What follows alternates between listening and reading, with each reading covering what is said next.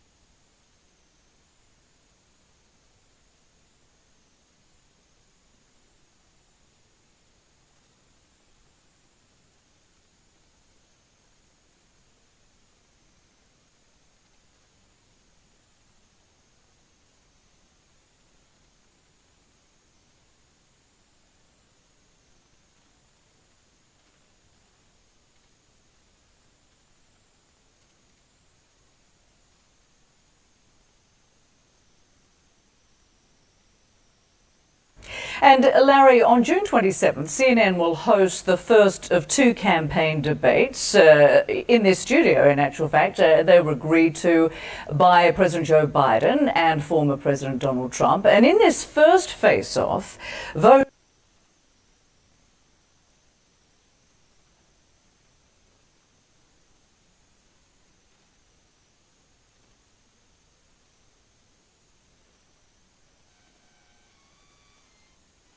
And so now this is what you're talking about. A group of people here who are undecided is pretty evenly split.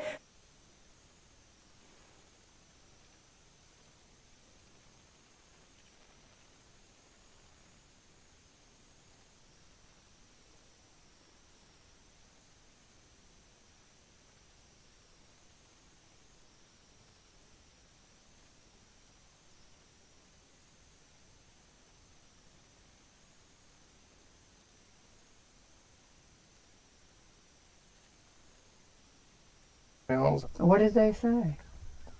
Well, I mean, to put it plainly, that I was a liberal plant, that who the hell are you, who elected you to speak for me? In fact, a conservative newspaper, the Tennessee Star, picked up the story, criticizing the effort for being funded by an out-of-state billionaire. The article claimed that the whole effort was designed to push a gun control agenda, and that some among the Tennessee 11 were partisan activists.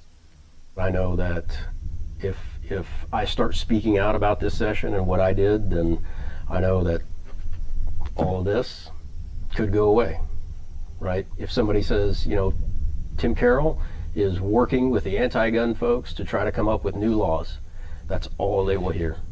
And they'll say, you know what, Tim Carroll, don't go take classes with him, don't listen to anything he says. I think that's why I fought so hard during the solution sessions to come up with things that didn't infringe on our rights. But I know that will be misconstrued in the gun rights community.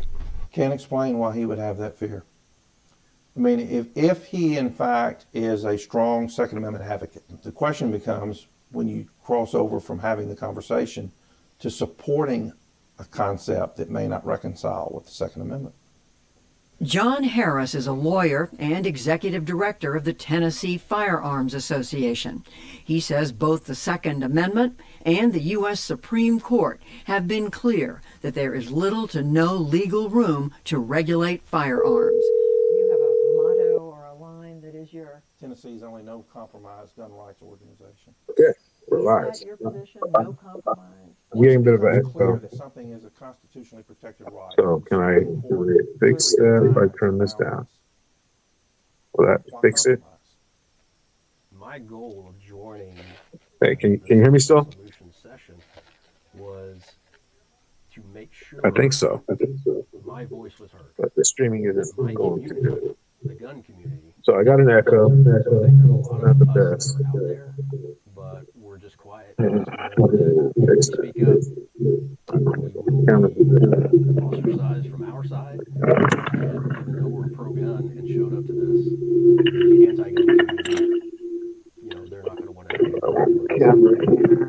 Now, as the state marks 1 year since the Covenant shooting, with no new measures in And we place still to got reduce echo gun and violence, reverb. some in the Tennessee That's 11 great, say it's great. time for listening and Great. compromise. For the PBS NewsHour, I'm Judy Woodruff in Harriman, Tennessee. Polls during election season offer a snapshot of how Americans feel about a certain topic or candidate We'll at just a given go moment. audio. PBS News' Lisa Desjardins went behind the scenes Can the with audio our work? partners at Marist College for a look at how the PBS I'm News still getting and really Fair bad Marist poll reverb. comes together.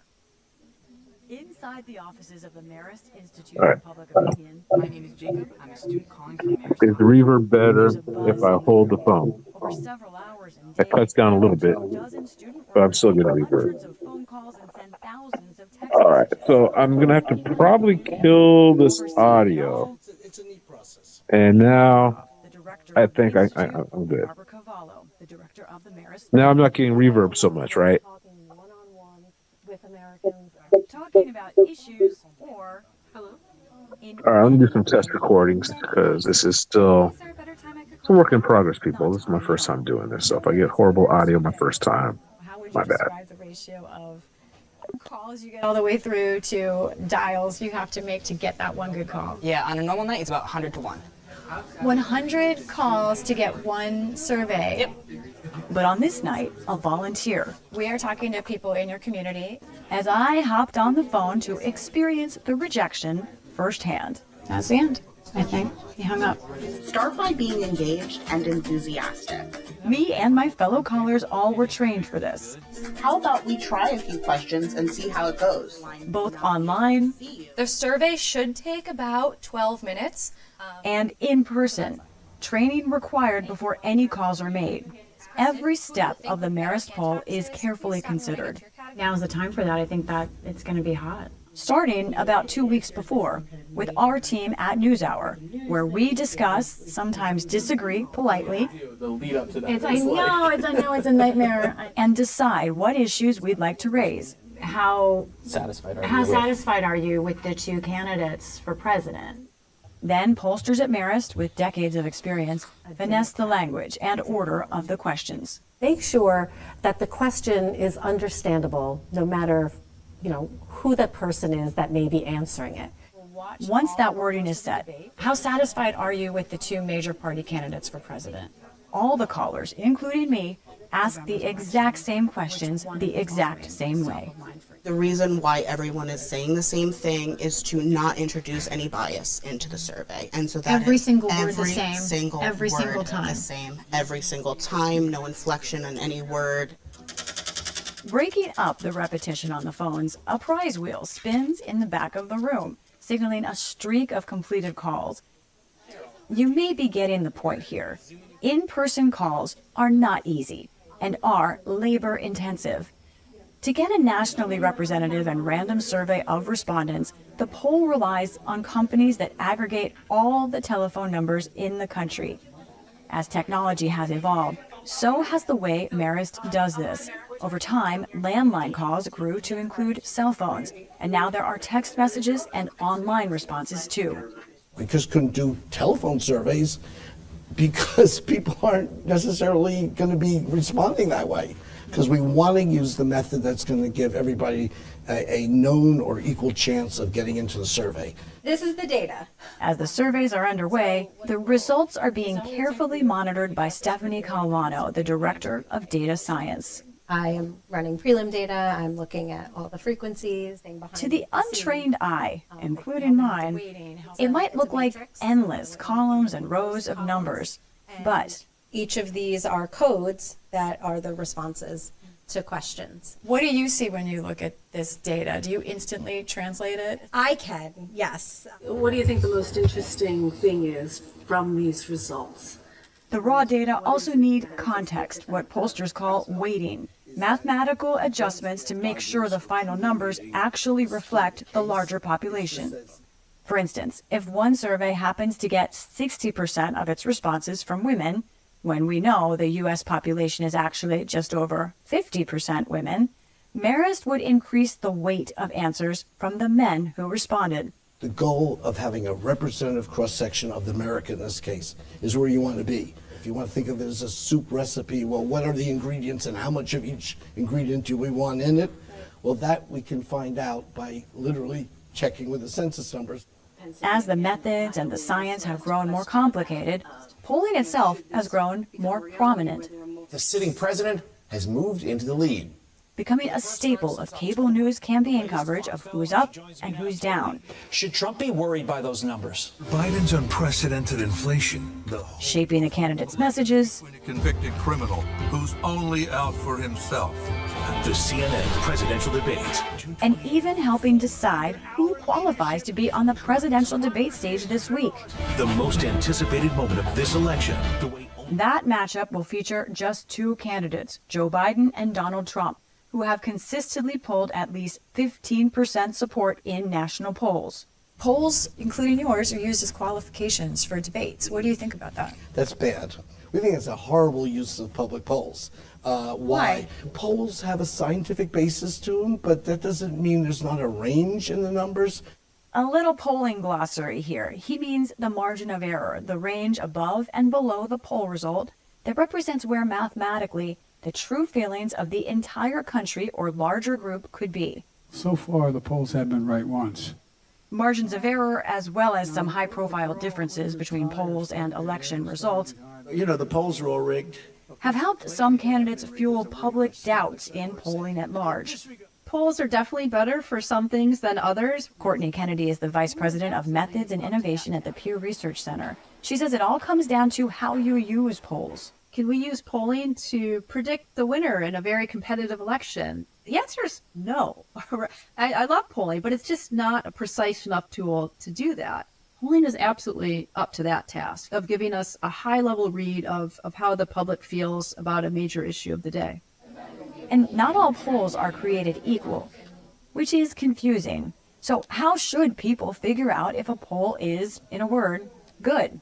Track record and transparency. Is this a polling organization that you've heard of that has a track record of doing high-quality, nonpartisan polls? Or not? Polls that are willing to disclose more detail about how they do their work, they tend to be more accurate. Where does Marist fit in all that? Their track record is one of trying really hard to be nonpartisan and doing rigorous polling. Despite the science and the work to be more transparent, How much do you trust public opinion polls? polls themselves have an approval problem. Trust us, we asked. During this PBS News NPR Marist poll, 6 in 10 Americans told us they have little to no trust in public opinion polls. Why do you think people should trust polls? I don't know that it's about trust and it's about faith. It should really be about science. Regardless of what they said, or whether the trust in polling is irrevocably gone, all those respondents still answered the call. We're getting close to the end here.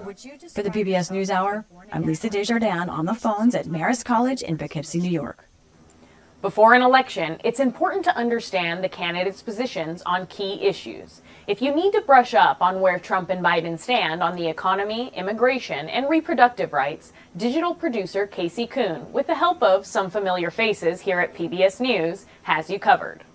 If Joe Biden or Donald Trump want to win the White House this year, there's one issue they'll have to overcome: how unhappy Americans are with the economy.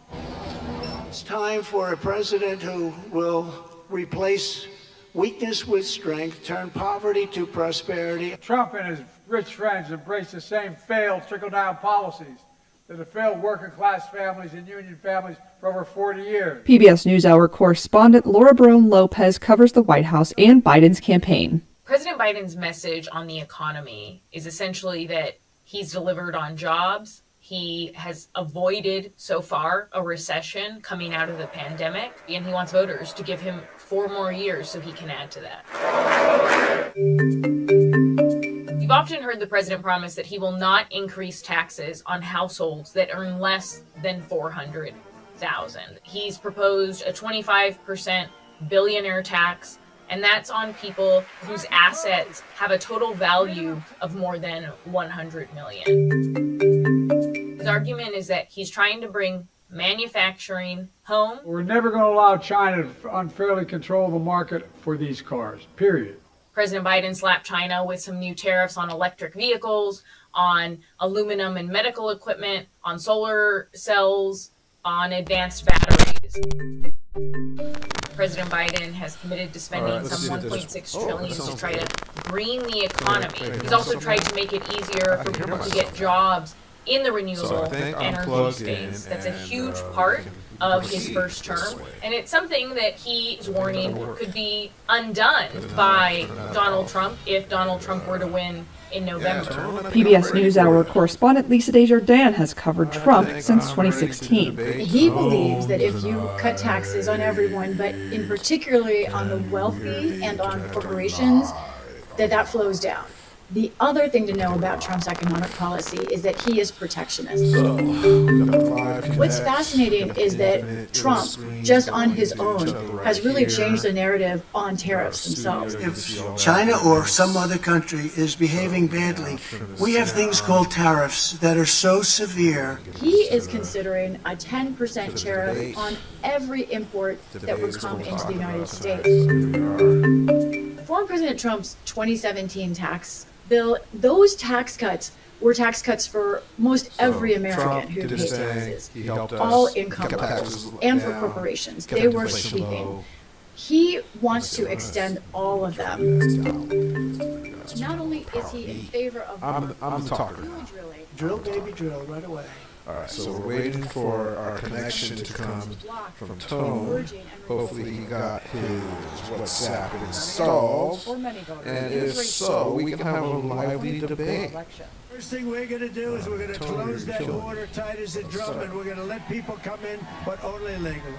While we fight for comprehensive immigration reform, he calls immigrants rapists and murderers. Biden and Trump have different ideas for how the country should handle issues like border security, deportations, and asylum seekers. President Biden's approach has been a bit of a balancing act on immigration. He actually kept in place a lot of the executive actions that President Trump had proposed, namely Title 42. We're supposed to be doing this. You and me, debate, see who's the best POTUS. Is it my POTUS or your POTUS? I think my POTUS has the edge over your POTUS. Migrants encountered at the border, even if they were trying to seek asylum. President Biden kept it in place for a long time. So I'm on some Glengoyne tonight. Glengoyne is an excellent Scotch from the Scottish Highlands. It's 43% alcohol by volume. It says here, in the stillness of our quiet glen, we know patience is rewarded. For every minute together, whiskey spend in their stills, our spends 3. Only then is it transferred to casks, themselves prepared for 6 years.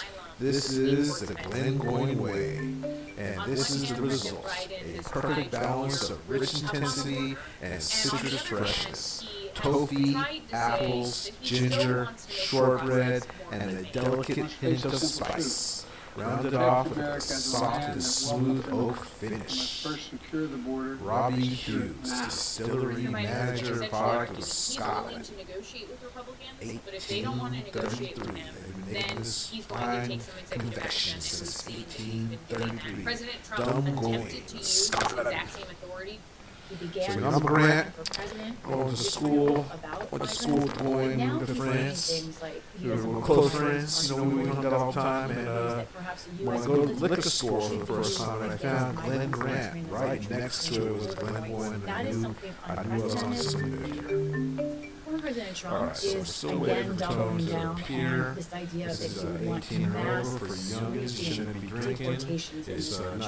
Day one, we will begin the largest deportation effort in the history of our country. Bill Gates is putting into our food supply. And he has also said he wants the national fruits and guard veggies turned into rubber. You guys seen that? Former President Trump, a big piece of his immigration agenda little coating is on the the so-called food, remain in all Mexico rubbery, the policy. avocados, the He would watermelons, all reinstate that. rubbery. He I would think it's say going on if with you carrots have too. come from a I country was other than buying Mexico carrots, and I to the never US had or the Canada, carrot you will in the have to refrigerator wait to shrivel up. to be processed. That was new to me. I've never seen that before. Carrots just overnight they start shriveling It's up. a lot like And Trump's it's like, 2016 what's going on? It's like an inflated, deflated carrot. It's the weirdest thing. Shriveling up carrots. I've never seen that in my life before. Usually carrots kind of get like withery and they kind of get leathery and they get some white stuff on their outer edge, but now they just shrivel up. Yeah, there's something going on with these people. They're trying to poison us and kill us because they want at least 10% population reduction from the new vaccines, according to what Bill Gates said in his TED Talk about getting carbon dioxide in the atmosphere down to zero. Following the Dobbs decision, Which is a really states horrible and idea, voters have because, taken steps zero either carbon enshrine dioxide the in right the to an atmosphere, abortion or the ban plant's going to breathe. The plants need carbon dioxide. That's why it's a greenhouse gas. And that's It makes why the plants grow. so incredibly Plants like the He is the CO2. president who overturned That's the new rule. information for you. Just It's a realized very climate change is the political host. agenda, and the truth It's the is, sun. The sun is going we to do not change. know When I was a kid, when I was young, the president sun was in a yellow. second term Look at it now, it's really white. do on abortion. He is not Sun used to be clear. yellow, Several people. conflicting We used to have a statements. yellow sun, now we got a white The sun. president has said Something's he going on with the supports a sun. national Sun's going ban through some on 20 changes, weeks. and they're He trying said to keep he's it from open to a that. 15-week They don't want you to national know what's ban, really going but on. now his most Keep your recent head statements down. have said Just make backed enough off money of to that survive. and said that it's up to the states. Squeeze you and make it so much harder on you with our Federal Reserve notes that aren't backed by anything but the faith and credit of the human beings silly enough to hold on to them. Follow And their that's heart, worth follow something. their religion and faith That's where on we're this headed. issue. Especially if you vote for Biden again. If enough of you people vote Biden, if enough of you are riding with Biden, area for Republicans here when it comes the to dollar's reproductive rights. done. You know, they got this thing called bricks. It's going to be like a brick through the pane glass of the U.S. dollars for the simile. You know, that little Potomac village we prop up to make us look has good. said that he Yeah, supports it's going to crash access right to through. IVF. Smashing us with their brick as they do Operation Sandman Philosophy of and life sandbag the allowing dollar. for what he calls the Japan's already doing it. Japan is #1. We're not even part of the BRICS nations. And Japan is dumping the dollar like you would not believe. And the BRICS is going to follow suit and start shedding their dollar reserves. And Saudi Arabians have already killed off the petrodollar, saying, hey, you can use your yuan. Russia, we'll take your ruble. You know, you can use your euro. We'll take it all. We'll take all that fiat, fake, phony money. And we'll give you our oil. You don't just need U.S. dollars. You can use anything. We'll take almost anything. We'll take that yuan, that renminbi, that people's money from the CCP. Think they're going to conquer Taiwan, but Japan has aircraft carriers now, so watch out, China, you're in trouble. Yeah, that's right, Japan. I see you. I see you making the kaga.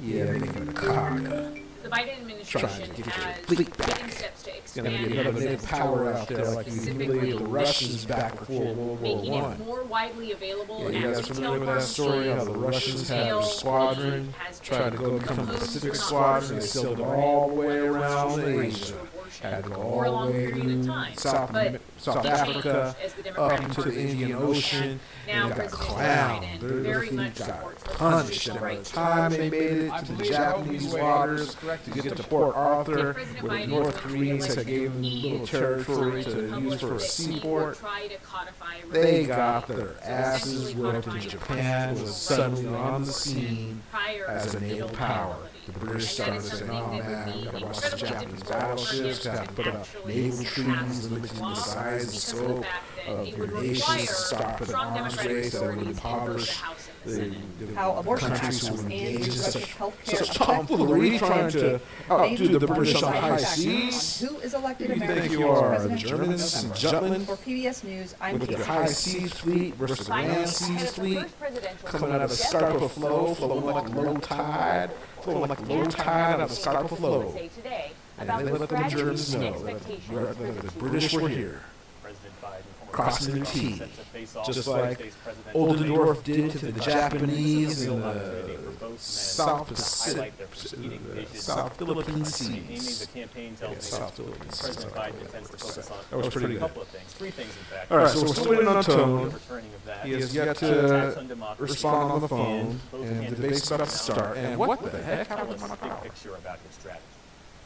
These are the issues that he's been wanting to talk about for a while now because they are What happened, some of the TV? places where he actually is the strongest, especially when it comes to the debate over abortion. It's one of the few places where he has an advantage in terms of trust of voters over Donald Trump. The other thing I think will be key for Biden in this debate. Look, it's early. We've never had a debate this early. I think a lot of people who are checked out of the election right now are not going to necessarily check in June. They may People are start checking getting in. closer to the election. People, oh look, this is governor of Georgia who got cheated in her election, Stacey Abrams. You see that? That was Stacey Abrams right there. Maybe they're voting for third party. We did some polling in battleground states. About 18%. Y'all see Stacey Abrams' face up here on TV just said, she said that she got denied the governorship of Georgia because the election was fixed, but because she was a Democrat and listened to her, when Trump says it, he's insurrecting. Yeah, Trump does, he's insurrecting.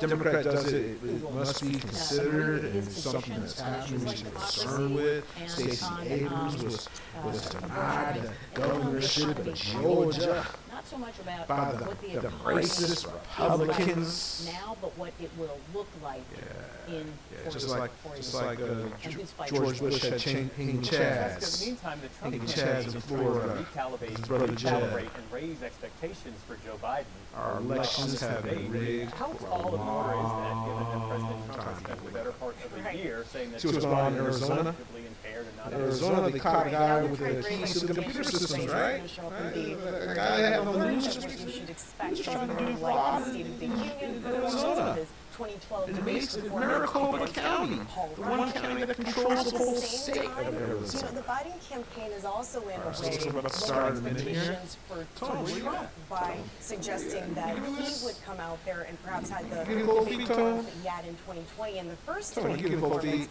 rather than maybe the one that he had in the second debate. So a tall order for both candidates to clear the expectations their own campaigns Tone, have where set. you at? Thanks for joining our preview of tonight's Antonio, presidential ¿dónde debate. estás? Up next, PBS News' special ¿Dónde simulcast eres? coverage of the big event.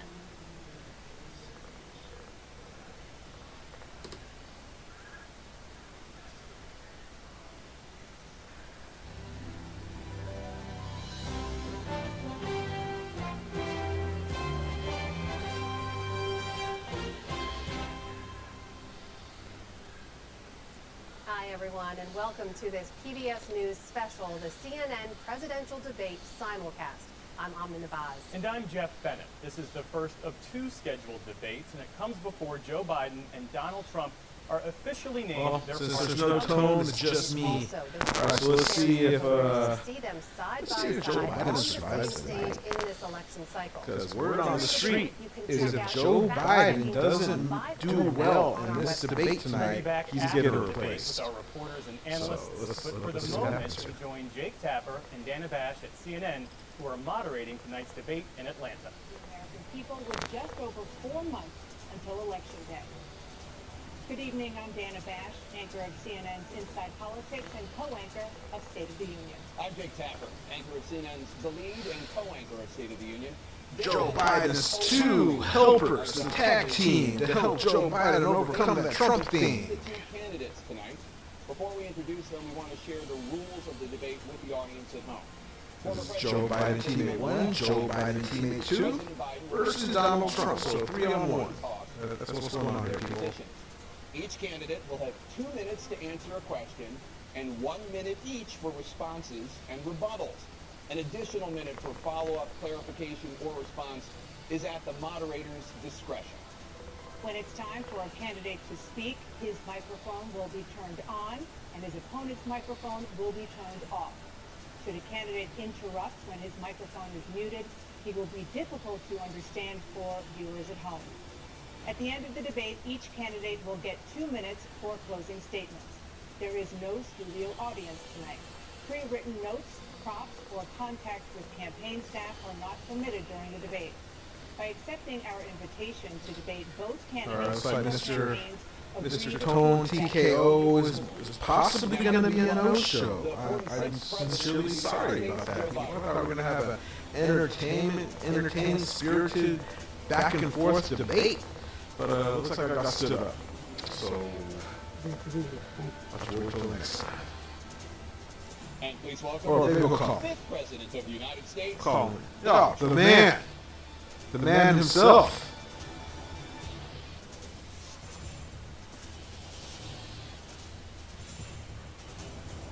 Oh, they're standing. I thought they were going to have the chair for show. Being here, let's begin the debate, and let's start with the issue that voters consistently say is their top concern, the economy.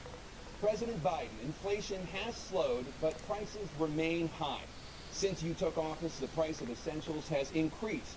For example, a basket of groceries that cost $100 then now costs more than $120. And typical home prices have jumped more than 30%. What do you say to voters who feel they are worse off under your presidency than they were under President Trump?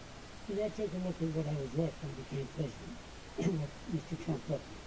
We had an economy that was in free fall. The pandemic was so badly handled.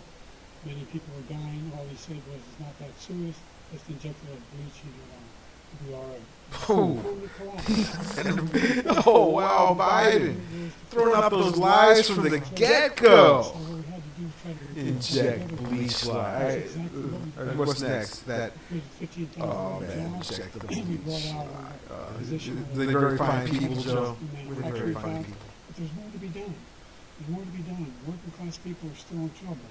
I come from Scranton, Pennsylvania, from a household where the kitchen table for things weren't able to be met during the month was a problem. The price of eggs, the price of gas, the price of housing, the price of a whole range of things. That's why I'm working so hard to make sure the kitchen caught fire. That we're going to make sure that we reduce the price of housing. We're going to make sure we build 2 million new units. We're going to make sure we cap rents so corporate greed can't take over. Oh, you're going to cap rents so property owners can't make their fair share. Hey, we're going to punish you, property owners. We're in a situation where if you had to take a look at all that was done in his administration, he didn't do much at all. By the time he left, things were in chaos. They were literally chaos. And so we put things like that. Pull up from Afghanistan. Oh, that was you. A situation where we brought down the price of prescription drugs, which is a major issue for many people, to $15 for the insulin shot as opposed to $400. No senior has to pay more than $200. Trump actually started that program. Beginning next year. In a situation we're going to make that available to everybody, all Americans. So we're working to bring down the price around the kitchen table, and that's what we're going to get done. Thank you. President Trump? We have the greatest economy in the history of our country. We have never done so well. Everybody was amazed by it. Other countries were copying us. We got hit with COVID, and when we did, we spent the money necessary so we wouldn't end up in the Great Depression, the likes of which we had in 1929. By the time we finished, so we did a great job. We got a lot of credit for the V-shaped recovery. And no wars and so many other things. Everything was rocking good. But the thing we never got the credit for, and we should have, is getting us out of that COVID mess. He created mandates that was a disaster for our country. But other than that, we had given them back a country where the stock market actually was higher than pre-COVID, and nobody thought that was even possible. The only jobs he created were for illegal immigrants and bounce-back jobs, the bounce-back from the COVID. He has not done a good job. He's done a poor job, and inflation's killing our country. It is absolutely killing us. Thank you. President Biden? Well, look, the greatest economy in the world, he's the only one who thinks that, I think. I don't know anybody else who thinks that we have the greatest economy in the world. And, the fact of the matter is that we found ourselves in a situation where gas was low. His economy rewarded the wealthy. He had the largest tax bill in American history, $2 trillion. He rewarded you? I thought you shell companies? Other than Herbert Hoover, who had lost more jobs than he had when he began, since Herbert Hoover. The idea that he did something that was significant. Yeah, because he hit them with a pandemic. When he was president, we were still killing people in Afghanistan. And you killed at least 13 troops with your disastrous pullout from Afghanistan and Kabul. Gave a Bagram Air Force base, hour away from China by air, where they're developing their nukes. Yeah, you gave them billions of dollars to the Taliban and U.S. military equipment. President Trump, I want to follow up if I can. You want allowed to respond to him? Well, I'm going to ask you a follow-up. You can do whatever you want with the minute that we give you. I want to follow up. You want to impose a 10% tariff on all goods coming into the U.S. How will you ensure that that doesn't drive prices even higher? Not going to drive them higher. It's just going to cause countries that have been ripping us off for years, like China and many others, in all fairness to China. It's going to just force them to pay us a lot of money, reduce our deficit tremendously, and give us a lot of power for other things. But he made a statement. The only thing he was right about is I gave you the largest tax cut in history. I also gave you the largest regulation cut in history. That's why we had all the jobs. And the jobs went down and then they bounced back, and he's taking credit for bounce back jobs. You can't do that. He also said he inherited 9% inflation. Now, he inherited almost no inflation, and it stayed that way for 14 months, and then it blew up under his leadership because they spent money like a bunch of people that didn't know what they were doing, and they don't know what they were doing. It was the worst, probably the worst administration in history. There's never been. And as far as Afghanistan is concerned, I was getting out of Afghanistan, but we were getting out with dignity, with strength, with power. He got out. It was the most embarrassing day in the history of our country's life. President Trump, over the last 8 years, under both of your administrations... Oh, it looks like Biden's getting some talking points. You see that? It looks like someone's talking in his ear right there. President Trump, your administration approved $8.4 trillion in new debt, while so far, President Biden, you've approved $4.3 trillion in new debt. So, former President Trump, many of the tax cuts that you signed into law are set to expire next year. You want to extend them and go even further, you say. With the U.S. facing trillion-dollar deficits and record debt, why should top earners and corporations pay even less in taxes than they do now? Because the tax cuts spurred the greatest economy that we've ever seen just prior to COVID. It's like JFK did. It was so strong that we were able to get through COVID much better than just about any other country. But we spurred, that tax spurred. Now, when we cut the taxes, as an example, the corporate tax was cut down to 21% from 39%, plus beyond that. We took in more revenue with much less tax, and companies were bringing back trillions of dollars back into our country. The country was going like never before, and we were ready to start paying down debt. We were ready to start using the liquid gold right under our feet, the oil and gas right under our feet. We were going to have something that nobody else has had. We got hit with COVID. We did a lot to fix it. I gave him an unbelievable situation with all of the therapeutics and all of the things that we came up with. We gave him something great. Remember, more people died under his administration, even though we had largely fixed it. More people died under his administration than our administration, and we were right in the middle of it, something which a lot of people don't like to talk about. Yeah, because the vaccine dying in his was administration. deadly. He did the mandate, which is a disaster, mandating it. Yeah, The mandating vaccine went out, death. He did a mandate on the vaccine, which is the Death thing that mandator. people most objected to about the vaccine. And he did a very poor job, just a very poor Trump job. provided the vaccine, though. Not only He did made it available. He didn't force you to take it. Biden forced you to take it. They don't respect our leadership. They don't respect the United States anymore. We're like a third world nation between weaponization of his election, trying to go after his political opponent. All of the things he's done, we've become like a third world nation. And it's a Banana shame. Republic. The damage he's done to our country. And I'd love to ask him, and will, why he allowed millions of people to come in here from prisons, jails, and mental institutions to come into our country and destroy our country. President Trump, we will get to immigration later in this block. President Biden, I want to give you an opportunity to respond to this question about the national debt. He had the largest national debt of any president in a 4-year period, number one. Number two, he got $2 trillion tax cut benefited the very wealthy. What I'm going to do is fix the tax system. For example, we have 1,000 trillionaires in America. I mean, billionaires in America. Trillionaires? What's happening? We're in a situation where they, in fact, pay 8.2% in taxes. If they just paid 24%, 25%, either one of those numbers, they'd raise $500 million. There's a difference billion there. dollars, I should say, in a 10-year period. We'd be able to wipe out his debt. We'd be able to help make sure that all those things we need to do, child care, elder care, making sure that we Yeah, you continue need to some elder care. strengthen our health care This is system. elder abuse right We're here. able to make every single solitary person eligible for what I've been able to do with the COVID. Excuse me, with dealing with everything we had to do with. Look, He lost his train of thought. we finally beat Medicare. Thank you, President Biden. President Oh, to the rescue! He did beat Medicare. He beat it to death, and he's destroying Medicare because all of these people are coming in. They're putting them on Medicare. They're putting them on Social Security. They're going to destroy Social Security. This man is going to single-handedly destroy Social Security. These millions and millions of people coming in, they're trying to put them on Social Security. He will wipe out Social Security. He will wipe out Medicare. So he was right in the way he finished that sentence. And it's a shame. What's happened to our country in the last 4 years is not to be believed. Foreign countries, I'm friends with a lot of people, they cannot believe what happened to the United States of America. We're no longer respected. They don't like us. We give them everything they want, and they think we're stupid. They think we're very stupid people.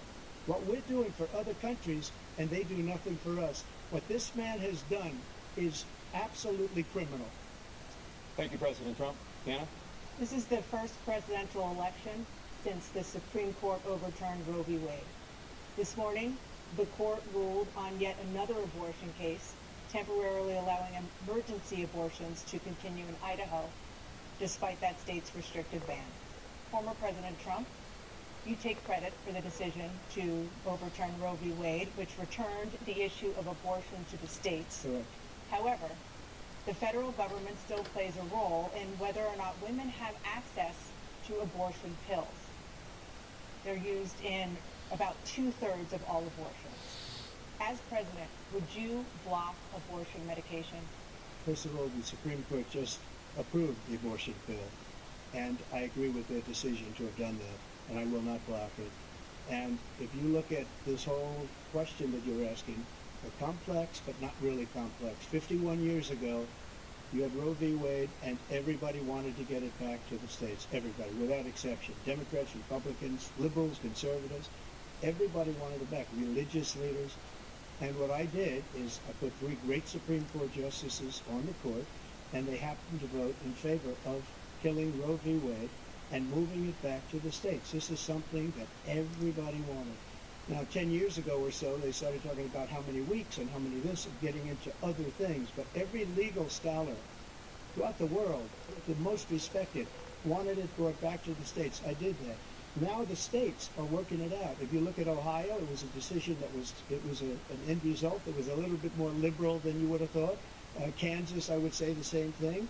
Texas is different. Florida is different. But they're all making their own decisions right now. Very cognizant. Right now, the states very aware. The vote of the people. Like very in the I moment. believe in the exceptions. I am a person that believes. And frankly, I think it's important to believe in the exceptions. Some people, you have to follow your heart. Some people don't believe in that.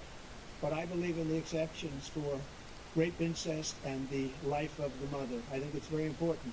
Some people don't. Follow your heart. But you have to get elected also. Oh, yeah. Because that has to do with other things. You got to get elected.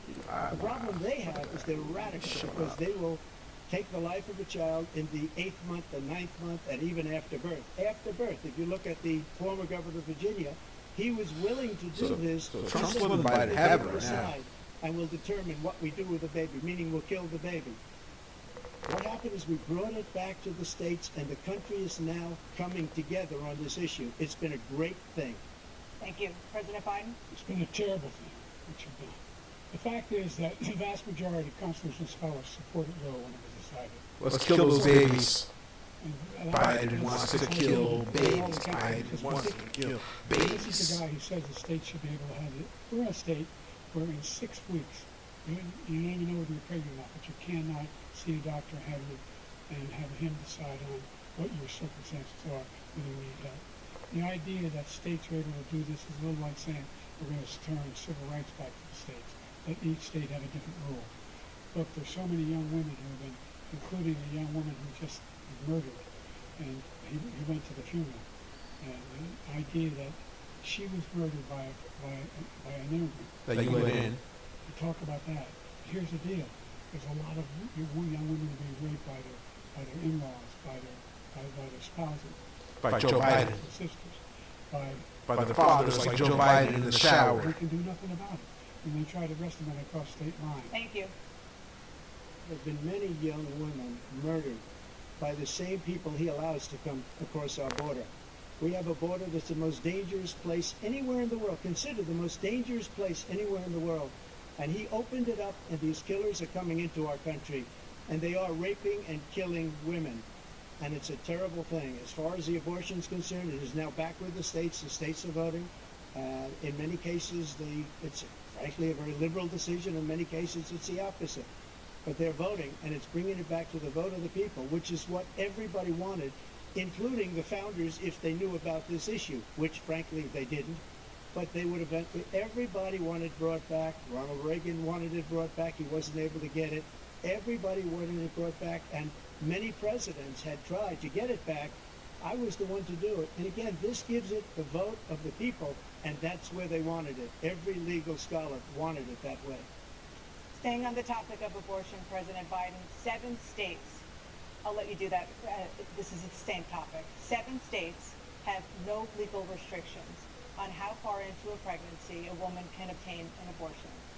Do you support any legal limits on how late a woman should be able to terminate a pregnancy? I support Roe v. Wade. It said 3 trimesters. First time is between the woman and the doctor. Second time is between the doctor and an extreme situation. The third time is between the doctor, between the woman and the state. The idea that the politicians, that the founders wanted the politicians to be the ones making decisions about a woman's health is ridiculous. That's the last. No politician should make that decision. A doctor should be making that decision. That's how it should be run. That's what should be Yeah, you mandated vaccines, which should have been a doctor's decision. You can take the life of the baby in the 9th month and even after birth, because some states, Democrat run, take it after birth. Again, the former governor of Virginia, put the baby down, then we decide what to do with it. So he's willing to, as we say, rip the baby out of the womb in the 9th month and kill the baby. Nobody wants that to happen, Democrat or Republican. Nobody wants it to happen. That is simply not true. Yes, it is, you liar. Only a woman's life is in danger. She No. will die. That's the only circumstance. in which You allow for after-birth abortion, you liar. For Roe v. Wade, you have late-term abortion. You can do whatever you want, depending on the state. You can do whatever you want. We don't think that's a good thing. We think it's a radical thing. We think the Democrats are the radicals, not the Republicans. For 51 years, that was the law. 51 years, constitutional scholarship said it was the right way to go. 51 years, and it was taken away because this guy put very conservative members on the Supreme Court. Takes credit for taking it away. What's he going to do? What's he going to do, in fact, if the MAGA Republicans, he gets elected, and the MAGA Republicans control the Congress, and they pass a universal ban on abortion, period, across the board, in 6 weeks or 7 or 8 or 10 weeks, something. Sorry for overgaining it this whole time, everybody. I'll veto it. He'll sign it. Thank you. Let's turn over to the issue of immigration and border security. President Biden, a record number of migrants have illegally crossed the southern border on your watch. Overwhelming border states and overburdening cities such as New York and Chicago, and in some cases causing safety and security concerns. Given that, why should voters trust you to solve this crisis? Because we worked very hard to get a bipartisan agreement that not only changed all of that, but made sure that we are in a situation where you had no circumstance where they could come across the border with the number of border police there are now. We significantly increased the number of asylum officers. Significantly, by the way, the Border Patrol endorsed me, endorsed my position. In addition to that, we found ourselves in a situation where when he was president, he was separating babies from their mothers. Just like Obama. Making sure that the families were separated. Yes, when they come across that documentation, we separate them. Just like Obama. Those Obama cages. In the way that now we're in a situation where 40% fewer people coming across the border legally, it's better than when he left office. And I'm going to continue to move the total initiative relative to what we're going to do with more border patrol and more asylum officers. President Trump? I really don't know what he said at the end of that sentence. I don't think he knows what he said either. Look, we had the safest border in the history of our country. All he had to do was leave it. All he had to do is leave it. he decided to open up our border, open up our country to people that are from prisons, people that are from mental institutions, insane asylum, terrorists. We have the largest number of terrorists coming into our country right now, all terrorists, all over the world, not just in South America, all over the world. They come from the Middle East, everywhere, all over the world they're pouring in. And this guy just left it open. And he didn't need legislation, because I didn't have legislation. I said, close the border. We had the safest border in history. In that final couple of months of my presidency, we had, according to Border Patrol, who was great, and by the way, who endorsed me for president, but I won't say that, but they endorsed me for president. Brandon, just speak to him. But look, we had the safest border in history. Now we have the worst border in history. There's never been anything like it. And people are dying all over the place, including the people that are coming up in Thank you, President Trump. President Biden? The only terrorist who's done anything across the border is one who came along and killed three, and his administration, killed an Al-Qaeda person committed in his administration. Killed three American soldiers. Killed three American soldiers. That's the only terrorist that's there. I'm not saying there's been no terrorist ever got through, but the idea they're emptying their prisons, we're welcoming these people, that's simply not true. There was no data to support what he said. Once again, he's exaggerating, he's lying. President Trump, staying on the topic of immigration, you've said that you're going to carry out, quote, the largest domestic deportation operation in American history, unquote. Does that mean that you will deport every undocumented immigrant in America, including those who have jobs, including those whose spouses are citizens, and including those who have lived here for decades? And if so, how will you do it? Just 1 second. He said we killed three people. The people we killed are al-Baghdadi and Soleimani, the two greatest terrorists, biggest terrorists anywhere in the world. And it had a huge impact on everything, not just border, on everything. He's the one that killed people with a bad water, including hundreds of thousands of people dying, and also killing our citizens when they come in. We are living right now in a rat's nest. They're killing our people in New York, in California, in every state in the union, because we don't have borders anymore. Every state is now a border. And because of his ridiculous, insane, and very stupid policies, people are coming in and they're killing our citizens at a level that we've never seen. We call it migrant crime. I call it Biden migrant crime. They're killing our citizens at a level that we've never seen before. And you're reading it like these three incredible young girls over the last few days. One of them, I just spoke to the mother, and he just had the funeral for this girl, 12 years old. This is horrible what's taken place. What's taken place in our country, we're literally an uncivilized country. I think Trump had a little miscue there with three, but other than that, he's on board. He opened the Biden. borders. Nobody's ever seen anything like. And we have to get a lot of these people out, and we have to get them out fast, because they're going to destroy our country. Just take a look at where they're living. They're living in luxury hotels in New York City and other places. Our veterans are on the street. They're dying because he doesn't care about our veterans. He doesn't care. He doesn't like the military at all. And he doesn't care about our veterans. Nobody been worse. I had the highest approval rating for veterans taking care of the VA. He has the worst. He's gotten rid of all the things that I approved. Choice that I got through Congress. All of the different things I approved, they abandoned. We had by far the highest, and now it's down in less than half, because he's done all these great things that we did, and I think he did it just because I approved it, which is crazy. But he has killed so many people at our border by allowing all of these people to come in. And it's a very sad day in America. President Biden, you have the mic. Every single thing he said is a lie. Oh. Every single one. Oh. For example, veterans are a hell of a lot better off since they passed the PACT Act. 1 million of them now have insurance, and their families have it. Their families have it because what happened, whether it was Agent Orange or burn pits, they're all being covered now. And he opposed, his group opposed that. We're also in a situation where we have great respect for veterans. My son spent a year in Iraq, living right next door to those burn pits, came back with stage 4 glioblastoma. I was recently in France for D-Day. And I spoke all about those heroes that died. Yeah, you must shat your pants. Cemetery, World War I cemetery, he refused to go to. He was standing with his 4-star general, and he told me, he said, I don't want to go in there because they're a bunch of losers and suckers. My son was not a loser. Never said that. Sucker. You're the sucker. You're the loser. President Trump? First of all, that was a made-up quote, suckers and losers. They made it up. It was in a third-rate magazine that's failing, like many of these magazines. He made that up. He put it in commercials. We've notified him. We had 19 people that said I didn't say it. And think of this. Who would say I'm at a cemetery or I'm talking about our veterans? Because nobody's taken better care. I'm so glad this came up and he brought it up. There's nobody that's taken better care of our soldiers than I have.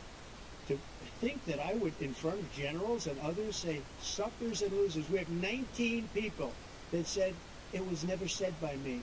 It was made up by him, just like Russia was made up, just like the 51 intelligence agents are made up, just like the new thing with the 16 economists are talking. It's the same thing. 51 intelligence agents said that the laptop was Russia disinformation. It wasn't. That came from his son, Hunter. Booyah! It wasn't Russia disinformation. He made up the suckers and losers, so he should apologize to me right now. 4-star general standing your side who was on your staff who said you said it, period. Which one? And number two, the idea that I have to apologize to you for anything along the line. We've done more for veterans than any president has in American history. And they now are their family. The only sacred obligation we have as a country is to care for our veterans when they come home and their families and equip them when they go to war. That's what we're doing. That's what you're sending them to war, aren't you, Joe? You just want that war with Putin so bad. Thank you so much. The nuclear war. Foreign policy. I want to begin with Russia's war against Ukraine, which is now in its third year. Former President Trump, Russian President Vladimir Putin says he'll only end this war if Russia keeps the Ukrainian territory it has already claimed and Ukraine abandons its bid to join NATO. Are Putin's terms acceptable to you? First of all, our veterans and our soldiers can't stand this guy. They can't stand him. They think he's the worst commander-in-chief, if that's what you call him, that we've ever had. They can't stand him. So let's get that straight. And they like me more than just about any of them. And that's based on every single bit of information. As far as Russia and Ukraine, if we had a real president, the president that knew, that was respected by Putin, he would have never invaded Ukraine. A lot of people are dead right now, much more than people know. He invaded because Kamala Harris opened up her Bible and said Ukraine's in NATO. Yeah, as soon as she did that, Putin rolled in. When Kamala Harris said that Ukraine is going to be part of NATO, that was the last little red line, and Putin said, nah, we have to go in now. It was Kamala Harris's fault. He should have fired those generals like I fired the one that you mentioned, and so he's got no love lost.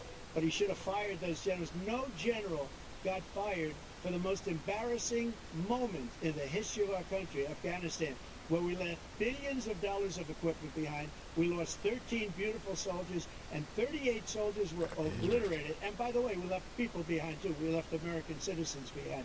When Putin saw that, he said, you know what? I think we're going to go in and maybe take this was his dream. I talked to him about it, his dream.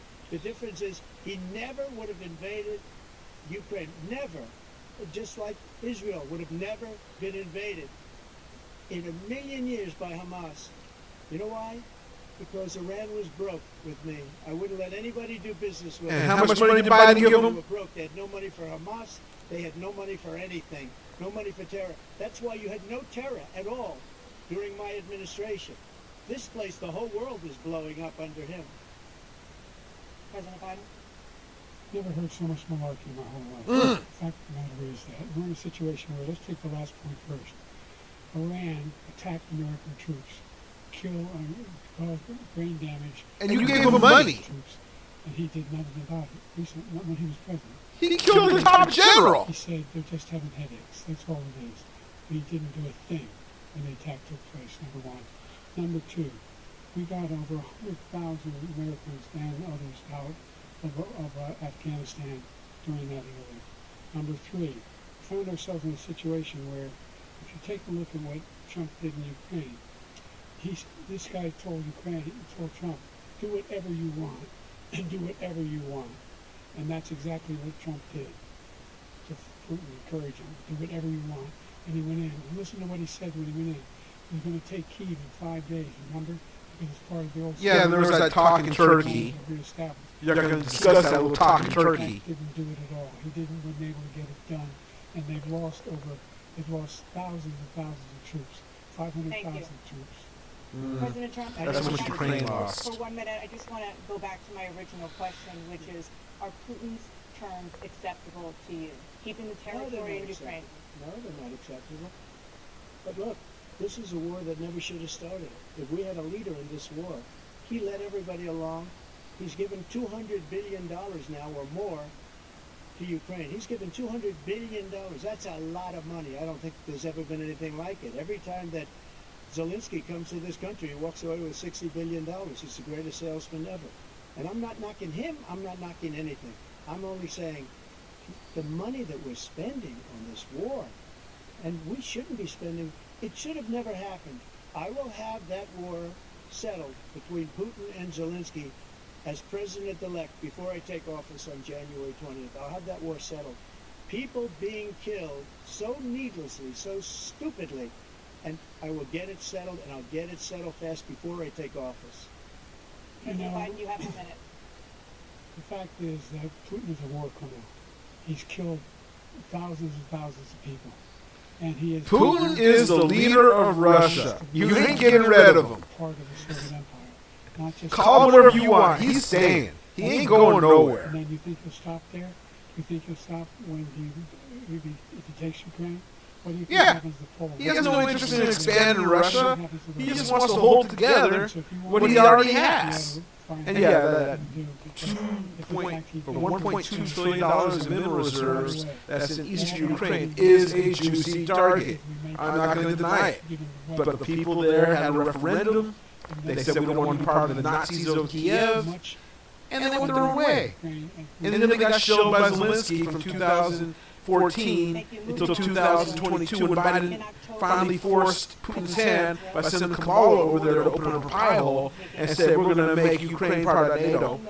And the rest is this war we've been seeing for the last 3 years, so I guess it was 2001. And created a humanitarian crisis in Gaza.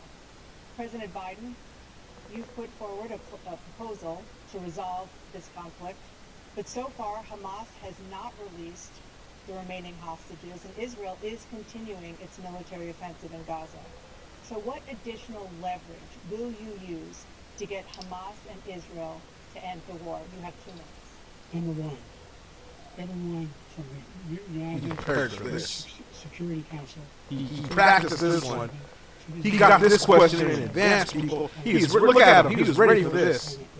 Oh, this is a saving grace. The first stage is treating the hostages for a ceasefire. Second phase is a ceasefire with additional conditions. I got to remember all my talking points. That was phase 1, phase 2, there's a phase 3. The only one who wants the war to continue is Hamas. Number one. They're the only one to stand there. We're still pushing hard to get them to accept. In the meantime, what's happened? In Israel, it was 1, 2, 3. The thing I've denied Israel is 2,000-pound bombs. They don't work very well in populated areas. They kill a lot of innocent people. We're providing Israel with all the weapons they need and when they need them. And by the way, organized the world against the we got a Ginsu bomb, people. They don't blow up because it's got blades. Big old swords pop out of the bomb and chop up the terrorists like. And to stop. We saved Israel. We are the biggest. That was not meant to be racist. I'm sorry. That was taken in a negative way. But just y'all just kill it with the karate moves. Okay, I'm just saying. Asians, just Chinese with the karate. The Japanese with your ninjutsu. Y'all be killing it. All those different forms that I can't pronounce right now because I'm not aware of because I'm ignorant American. But you've got to be careful. Ignorant American. I'm going with that one right now. I don't know martial arts. Let's go back to Ukraine for 1 second. That Tai Chi. And the pilot got some cold ass elbows and elbows. 100 billion or maybe more than that, less than us. Why doesn't he call them and say you got to put up your money like I did with NATO? I got them to put up hundreds of billions of dollars. The Secretary General of NATO said Trump did the most incredible job I've ever seen.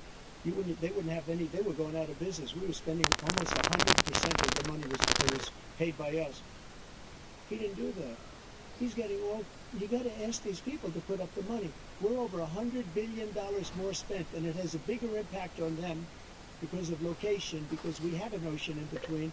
You got to ask them. As far as Israel and Hamas, Israel's the one that wants to go. He said the only one that wants to keep going is Hamas. Actually, Israel is the one, and you should let him go and let him finish the job. He doesn't want to do it. He's become like a Palestinian, but they don't like him because he's a very bad Palestinian. He's a weak one. President Biden, you have a minute?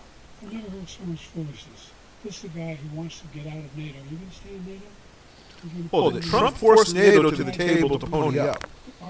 Trump made the European nations pay their NATO dues. Trump funded NATO. What happens if, in fact, we continue to go into NATO? We have an Article 5 agreement. Attack on one is attack on all. We want to start the nuclear war he keeps talking about. Go ahead. Let Putin go in and control Ukraine. Yeah, that's why we want to let Ukraine into NATO so you can trigger that article, and now we will have World War III. Liar. By the way, I got 50 other nations around the world to support Ukraine, including Japan. Yeah, 50 of them. And how many joined the BRICS alliance? This kind of dislocation has a serious threat to the whole world peace. Yeah, you're the serious threat to the whole world peace, Joe. President Trump, just to follow up, would you support the creation of an independent Palestinian state in order to achieve peace in the region? I'd have to see, but before we do that, the problem we have is that we spend all the money. So they kill us on trade. I made great trade deals with the European nations. Because if you add them up, they're about the same size economically. Their economy is about the same size as the United States. And they were no cars, they don't want anything that we have. But we're supposed to take their cars, their food, their everything, their agriculture. I changed that. But the big thing I changed is they don't want to pay. And the only reason that he can play games with NATO is because I got them to put up hundreds of billions of dollars. I said, and he's right about this, I said, no, I'm not going to support NATO if you don't pay. They asked me that question, would you guard us against Russia? At a very secret meeting of the 28 states at that time, the nations at that time. And they said, no, if you don't pay, I won't do that. And you know what happened? Billions and billions of dollars came flowing in the next day and the next month. But now we're in the same position. We're paying everybody's bills. Let's turn to the issue of democracy. Former President Trump... Trump looking too good. I've got to cut you off. After you rallied your supporters that day, some of them stormed the Capitol to stop the constitutionally mandated counting of electoral votes. As president, you swore in... Which the law wasn't changed so that the vice president no longer had that authority. What do you say to voters who believe that you violated that oath through your actions and inaction on January 6th and worry that you'll do it again? Well, I don't think too many believe that. And let me tell you about January 6th. On January 6th, we had a great border. Nobody coming through, very few. On January 6th, we were energy independent. On January 6th, we had the lowest taxes ever. We had the lowest regulations ever. On January 6th, we were respected all over the world. All over the world, we were respected. And then he comes in, and we're now laughed at. We're like a bunch of stupid people. That what happened to the United States' reputation under this man's leadership is horrible, including weaponization, which I'm sure at some point we'll be talking about, where he goes after his political opponent because he can't beat him fair and square. You have 80 seconds left. My question was, what do you say to those voters who believe that you violated your constitutional oath through your actions and inaction on January 6, 2021, and worry that you'll do it again? Well, I didn't say that to anybody. I said peacefully and patriotically. And Nancy Pelosi, if you just watched the news from 2 days ago, on tape to her daughter, who's a documentary filmmaker, as they say, but she's saying, oh no, it's my responsibility. I was responsible for this. Because I offered her 10,000 soldiers or National Guard, and she turned them down. And the mayor in writing, by the way, the mayor, in writing, turned it down, the mayor of D.C. They turned it down. I offered 10,000 because I could see, I had virtually nothing to do. They asked me to go make a speech. I could see what was happening. Everybody was saying they're going to be there on January 6th. They're going to be there. And I said, you know what? There's a lot of people coming. You could feel it. You could feel it too, and you could feel it. And I said, they ought to have some National Guard or whatever. And I offered it to her, and she now admits that she turned it down. And it was the same day she was, I don't know, she can't be very happy with her daughter because it made her into a liar. She said, I take full responsibility for January 6th. President Biden? Look, he encouraged those folks to go up and Capitol, number one. I sat in the dining room off the Oval Office. He sat there for 3 hours. 3 hours watching, being begged by his vice president and a number of his colleagues on the Republican side as well to do something, to call for a stop. He did. Instead, he talked about these people being... And they killed his Twitter account. They killed his Twitter account that very day. He couldn't even use his Twitter account after he told them to go home peacefully. They deleted that Twitter, and he was banned. Jeez, Biden, you a liar. I don't know how many cases, scores of cases, including the Supreme Court, and they said, no, this guy is responsible. I see why Tone backed out. I might as well let him know. Tone, I'm texting you right now. I'm going to text Tone. I see why you backed out. Thank you, President Trump. Be they've done to some people killing you. You're ashamed of yourself. What you've right. done, you've destroyed the lives of so many people. Okay. When they ripped down Portland, when they ripped down many other cities, you go to Minnesota, Minneapolis, what they've done there with the fires all over the city. If I didn't bring in the National Guard, that city would have been destroyed. When you look at all of they took over big chunks of Seattle. I was all set to bring in the National Guard. They heard that. They saw them coming, and they left immediately. What he said about this whole subject is so off. Peacefully patriotic. One other thing. The Unselect Committee, which is Trump didn't mention Twitter. Republicans, Trump, you should have brought up Twitter. Out of office, and Democrats, all Democrats, they destroyed and deleted all of the information they found because they found out we were right. Yeah. We were right. And they deleted and destroyed all of the information. They should go to jail for that. If a Republican did that, they'd go to jail. Thank you, President Trump. President Biden, I want to give you a minute. The only person in this stage is a convicted felon is the man. Oh, convicted felon! He had to go to convicted felon. It's simply not true. The fact is that there was no effort on his part to stop what was going on up in Capitol Hill. And all those people, every one of those who were convicted, deserves to be convicted. The idea that they didn't kill somebody, just went in and broke down doors, broke the windows, occupied offices, turned over desks, turned over statues.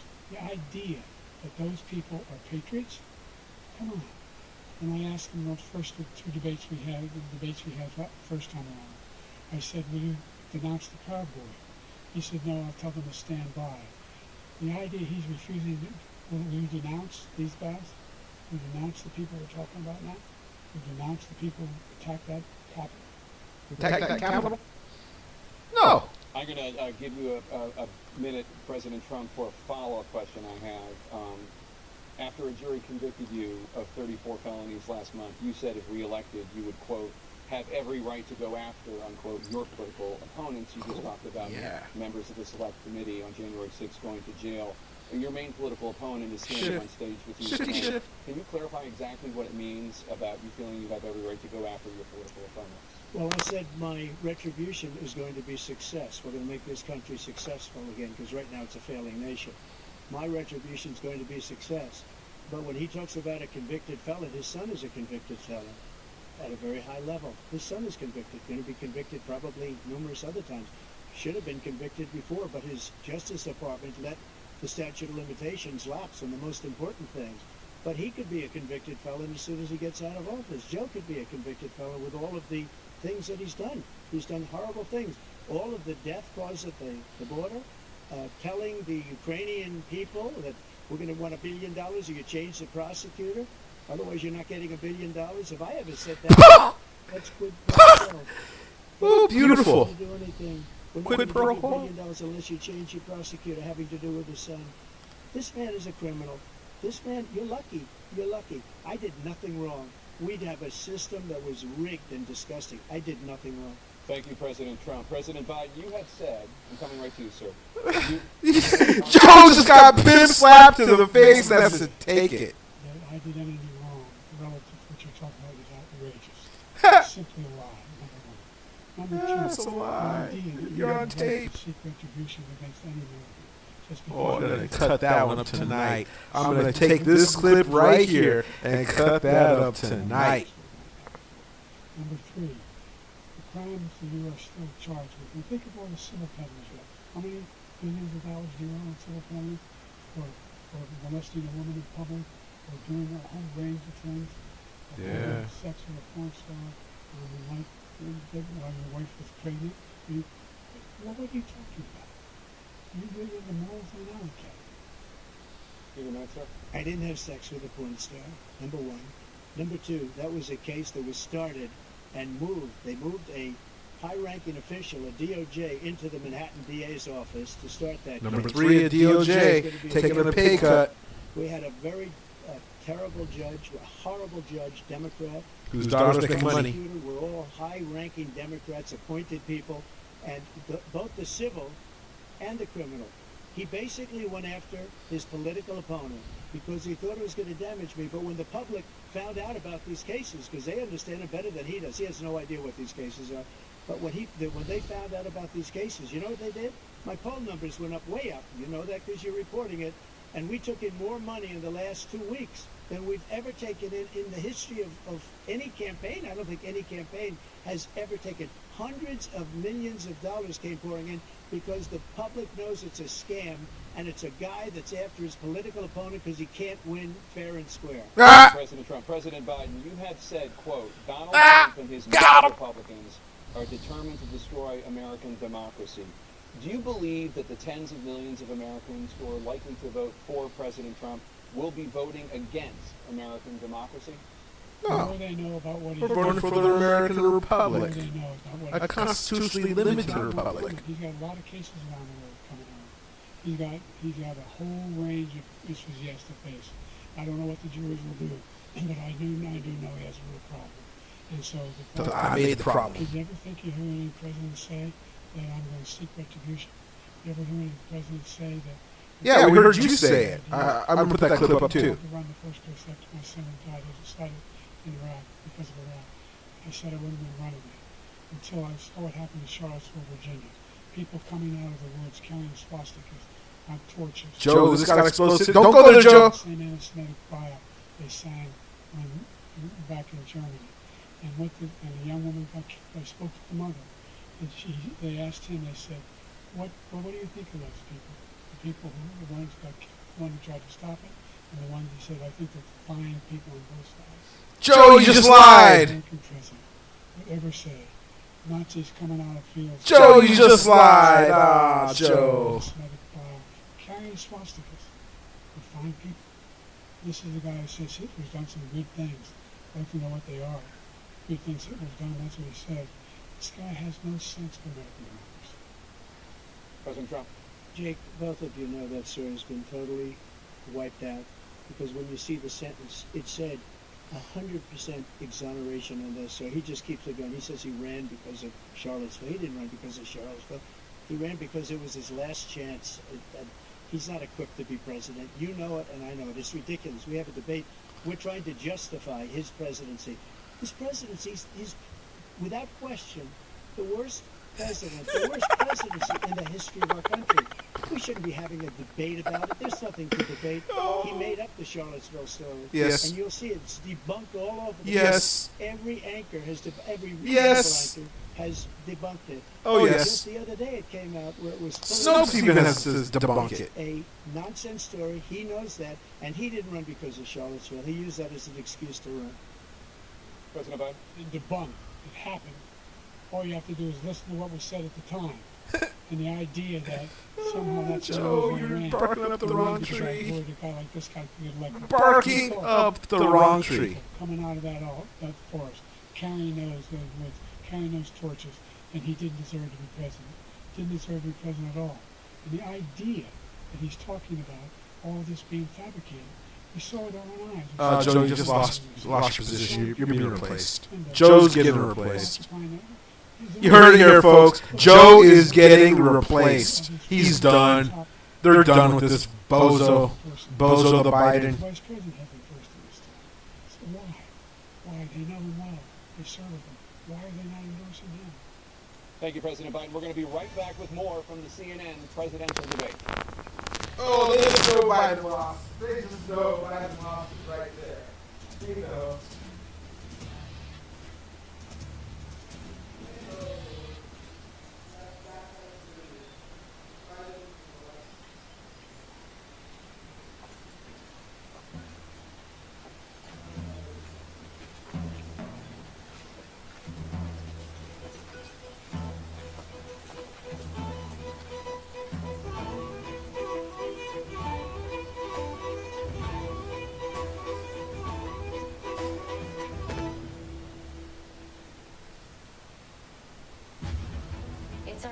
home.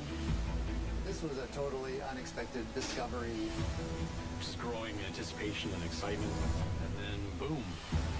It's not just about coral reefs, it's about life on this planet. It's amazing what these divers are doing so that humans can be a part of the solution. There's so much evidence of life in the ice ages in North America. That is a human footprint.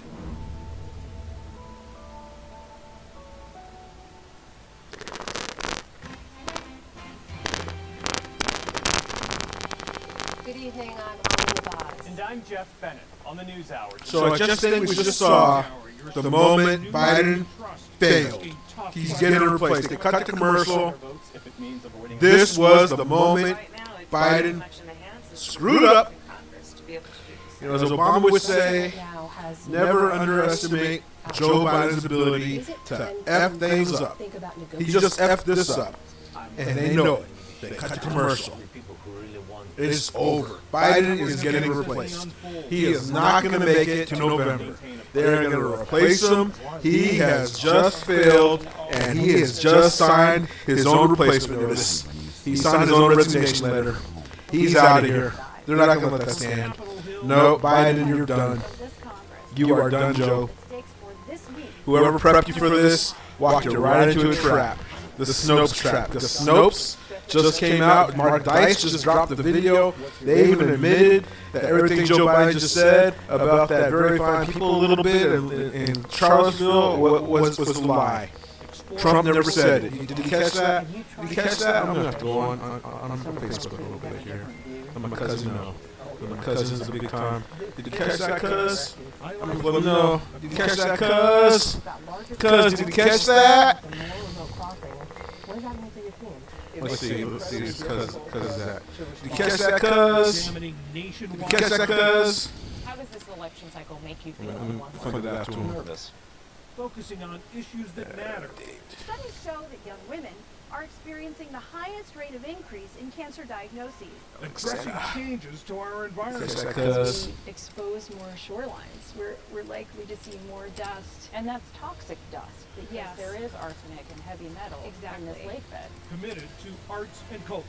U2 is either the most honest and committed band out there, or the most pretentious and self-righteous. No, not self-righteous. And that is the News Hour. For tonight, I'm Jeff Bennett. And I'm Amanda Vaz. On behalf of the entire News Hour team, thank you for joining us.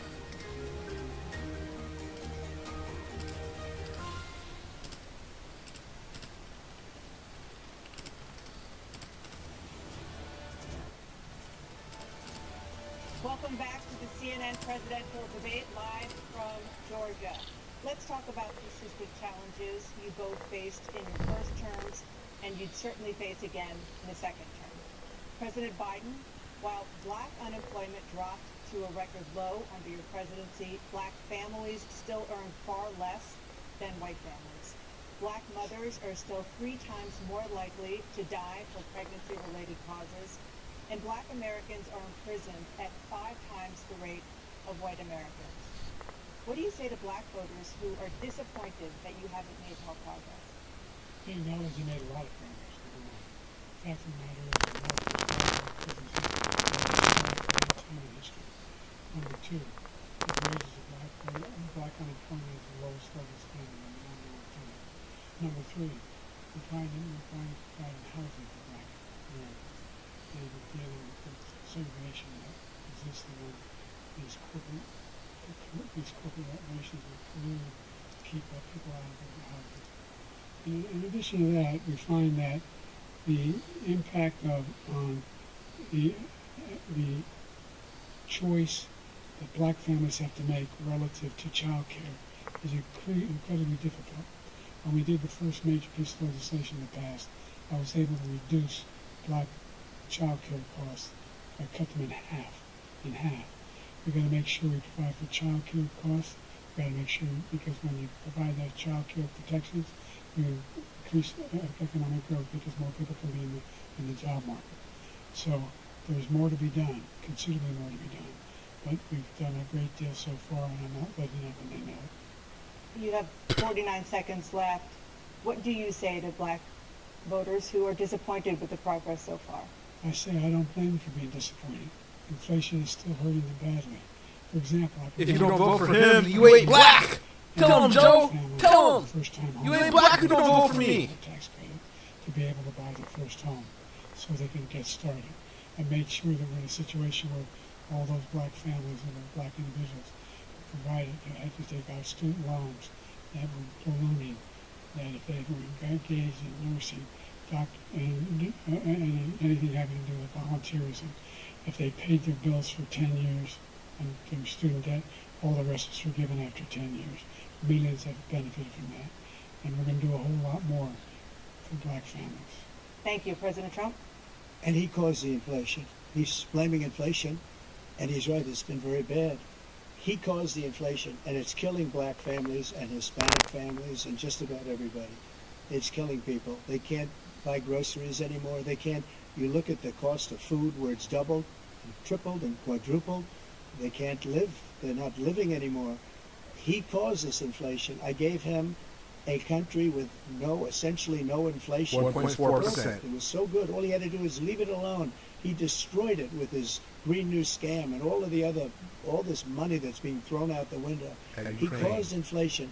As sure as you're sitting there, the fact is that his big kill on the black people is the millions of people that he's allowed to come in through the border. They're taking black jobs now, and it could be 18, it could be 19, and even 20 million people. They're taking black jobs, and they're taking Hispanic jobs, and you haven't seen it yet, but you're going to see something that's going to be the worst in our history. Thank you.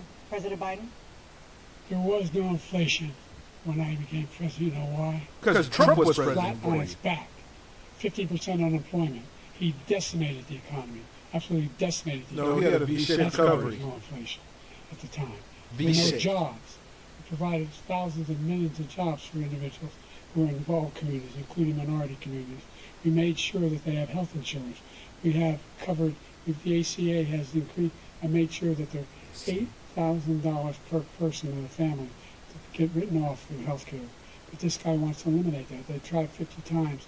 He wants to get rid of the ACA again. And they're going to try again if they win. We find ourselves in a position where the idea that we're not doing it, we put more police on the street than any administration has. He wants to cut the cops. We're providing for equity and making sure people have a shot to make it. There's a lot going on, but in inflation, he caused it by his tremendous malfeasance in the way he handled the pandemic. Thank you. Another persistent challenge is the climate crisis. 2023 was the hottest year in recorded history, and communities across the country are confronting the devastating effects of extreme heat, intensifying wildfires, stronger hurricanes, and rising sea levels.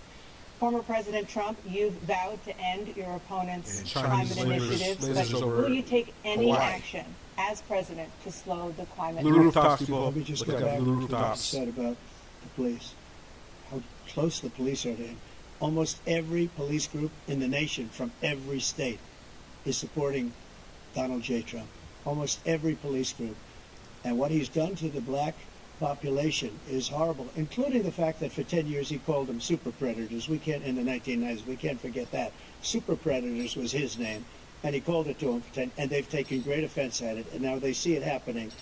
But when they see what I did for criminal justice reform and for the historically black colleges and universities, where I funded them and got them all funded, and the opportunity zones with Tim, as you know, Tim Scott was incredible. He did a great job, great senator from South Carolina. He came to me with the idea, and it was a great idea. It's one of the most successful economic development acts ever in the country, opportunity zones. And the biggest beneficiary are blacks. And that's why we have the best numbers with them in maybe ever. They're saying ever. I read this morning where ever, the best numbers. He's lost much of the black population because he's done a horrible job for black people. He still got TKO. TKO, you're still Joe Biden, right? TKO. Wait till you see these Come on, TKO. Go rah-rah for your boy. Take the jobs. Look at him. It's already started, and you haven't seen anything yet. It's a disaster. 38 seconds left. President Trump, will you take any action as president to slow the climate crisis? So I want absolutely immaculate clean water, and I want absolutely clean air, and we had it. We had H2O We had the best numbers ever, and we were using all forms of energy, all forms, everything. And yet, during my 4 years, I had the best environmental numbers ever. And my top environmental people gave me that statistic just before I walked on the stage, actually. I don't know where the hell he's been. The idea that anything he said is true. I passed the most extensive climate change legislation in history. We find ourselves, and by the way, black college. You blew up East Palestine, Ohio, Joe. HBCUs. You had trains derailing, spilling chemicals all over the largest water basin in the United States. You polluted half the Mississippi River basin. Any black student is capable in college. East Palestine. That was under you and Buttigieg. You got trains falling off of rails. You got barges running to bridges. You're a disaster, Joe. To have done something that had the cleanest water. He hadn't done a damn thing to the environment. He, out of the Paris Peace Accord, Climate Accord, I immediately joined it because if we reach 1.5 degrees Celsius at any one point, there's no way back. The only existential threat to humanity is climate change, and he didn't do a damn thing about it. He wants to undo all that I've done. The Paris Accord was going to cost us $1 trillion, and China nothing, and Russia nothing, and India nothing. It was a ripoff of the United States, and I ended it because I didn't want to waste that money because they treat us horribly. We were the only ones who was costing us money. Nobody else was paying into it, and it was a disaster. But everything that he said just now, I'll give you an example. I heard him say before insulin.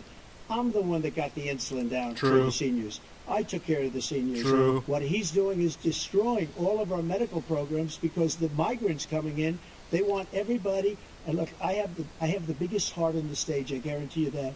And I want to take care of people. But we're destroying our country. They're taking over our schools, our hospitals, and they're going to be taking over Social Security. He is destroying Social Security, Medicare, and Medicaid. The idea is that we, in fact, we were the only ones of consequence. We're not members of the Paris Accord. How can we do anything if we're not able to do? The Paris Accord is a total rip-off. We're getting taxed for nothing. We're paying for carbon credits. We're paying for reducing CO2. And China's just to pollute like crazy. We can't make a dent if China's going to be free to do whatever the hell they want. The Climate Corps for thousands of young people to learn. Horrible. This is a way to rip off America. Peace Corps. And we're moving into that. We're going to significantly change the elements of cause of pollution. But the idea that he claims that he has a rip-off here and he's really concerned about pollution and about climate, I've not seen any indication of that. And by the way, with regard to prescription drugs, one company agreed that they would reduce the price to $35, which I was calling for, one, voluntarily. I made sure every company in the world, every pharmaceutical company, cannot have to pay. Thank you. And by the way, so every day, millions of Americans struggle just to make ends meet. For many older Americans, Social Security provides a critical lifeline. President Biden, if nothing is done to Social Security, seniors will see their benefits cut in just over 10 years. Will you name tonight one specific step that you're willing to take to keep Social Security solvent? Yes, make the very wealthy begin to pay their fair share. Right now, everybody making $75,000 pays 6% of their income, of their paycheck, every single time they get a paycheck from the time the first one they get when they're 18 years old. The idea that they're going to, I'm proposing that everybody, the millionaires pay 1%.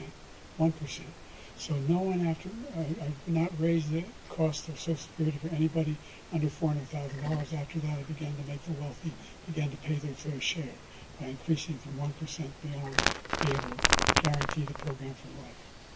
So you still have 82 seconds left. Are there any other measures that you think that would be able to help keep Social Security solvent, or is that one enough? Well, no, that one enough will keep it solvent. But the biggest thing we'll do if we defeat this man, because he wants to get rid of Social Security. He thinks there's plenty to cut in Social Security. He's wanting to cut Social Security and Medicare, both times. And that's what, and if you look at the program put forward by the House Republican caucus that he supports, is in fact wanting to cut it as well. The idea that we don't need to protect our seniors is ridiculous. And by the way, the American public has greater health care coverage today than ever before. And under the ACA, as I said, we're in a circumstance where 400,000 people, 40 million people would not have insurance because they have a pre-existing condition. Only allows them to have that insurance is the fact that they in fact are part of the ACA. And by the way, the other thing is, we're in a situation where I talk about education for black communities. I've raised the amount of money for Pell Grants another $8,000. So anybody making under $70,000 a year can be able to get $15,000 toward the tuition. He just doesn't know what he's talking about. Thank you, President Biden. President Trump. So I've dealt with politicians all my life. I've been on this side of the equation for the last 8 years. I've never seen anybody lie like this guy. He lies. I've never seen that he can look you in the face. About so many other things too. And we mentioned the laptop. We mentioned Russia, Ukraine. Everything he does is a lie. It's misinformation and disinformation. The losers and suckers story that he made up is a total lie on the military. It's a disgrace. But Social Security, he's destroying it because millions of people are pouring into our country, and they're putting them onto Social Security. They're putting them onto Medicare, Medicaid. They're putting them in our hospitals. They're taking the place of our citizens. What they're doing to the VA, to our veterans, is unbelievable. Our veterans are living in the street, and these people are living in luxury hotels. He doesn't know what he's doing, and it's really coming back. I've never seen such anger in our country before. President Biden. The idea that veterans are not being taken care of, I told you before. By the way, when I said suckers and losers, he acknowledged after that he fired that general. That general got fired because he's the one that acknowledged that that's what he said. He was the one standing with Trump when he said it, number one. Number two, the idea that we're going to be in a situation where all of these millions and millions, the way he talks about it, illegal aliens are coming into the country and taking away our jobs. There's a reason why we have the fastest growing economy in the world. There's a reason why we have the most successful economy in the world. We're doing better than any other nation in the world. And by the way, those 15 Nobel laureates he talked about being phony, those 15 Nobel laureates, they all said that if Trump is reelected, we're likely to have a recession and inflation is going to increasingly go up. And by the way, worst president in history, 159 presidential scholars voted for him the worst president in the history of the United States of America. President Biden, thank you so much. Let's turn to the cost of child care, which many American families struggle with. 15 or 17, President Joe. Trump, both you and President Biden have tried to address this issue, but the average cost of child care in this country has risen to more than $11,000 a year per child. For many families, the cost of child care for 2 children is more than their rent. In your second term, what would you do to make child care more affordable? Just to go back, the general got fired because he was no good. And if he said that, that's why he made it up. But we have 19 people that said I didn't say it, and they're very highly respected, much more so than him. The other thing is, he doesn't fire people.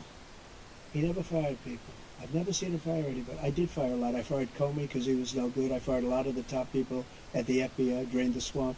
They were no good. Not easy to fire people. You pay a price for it, but they were no good. I inherited these people. I didn't put Comey there. He was no good. I fired him. This guy hasn't fired anybody.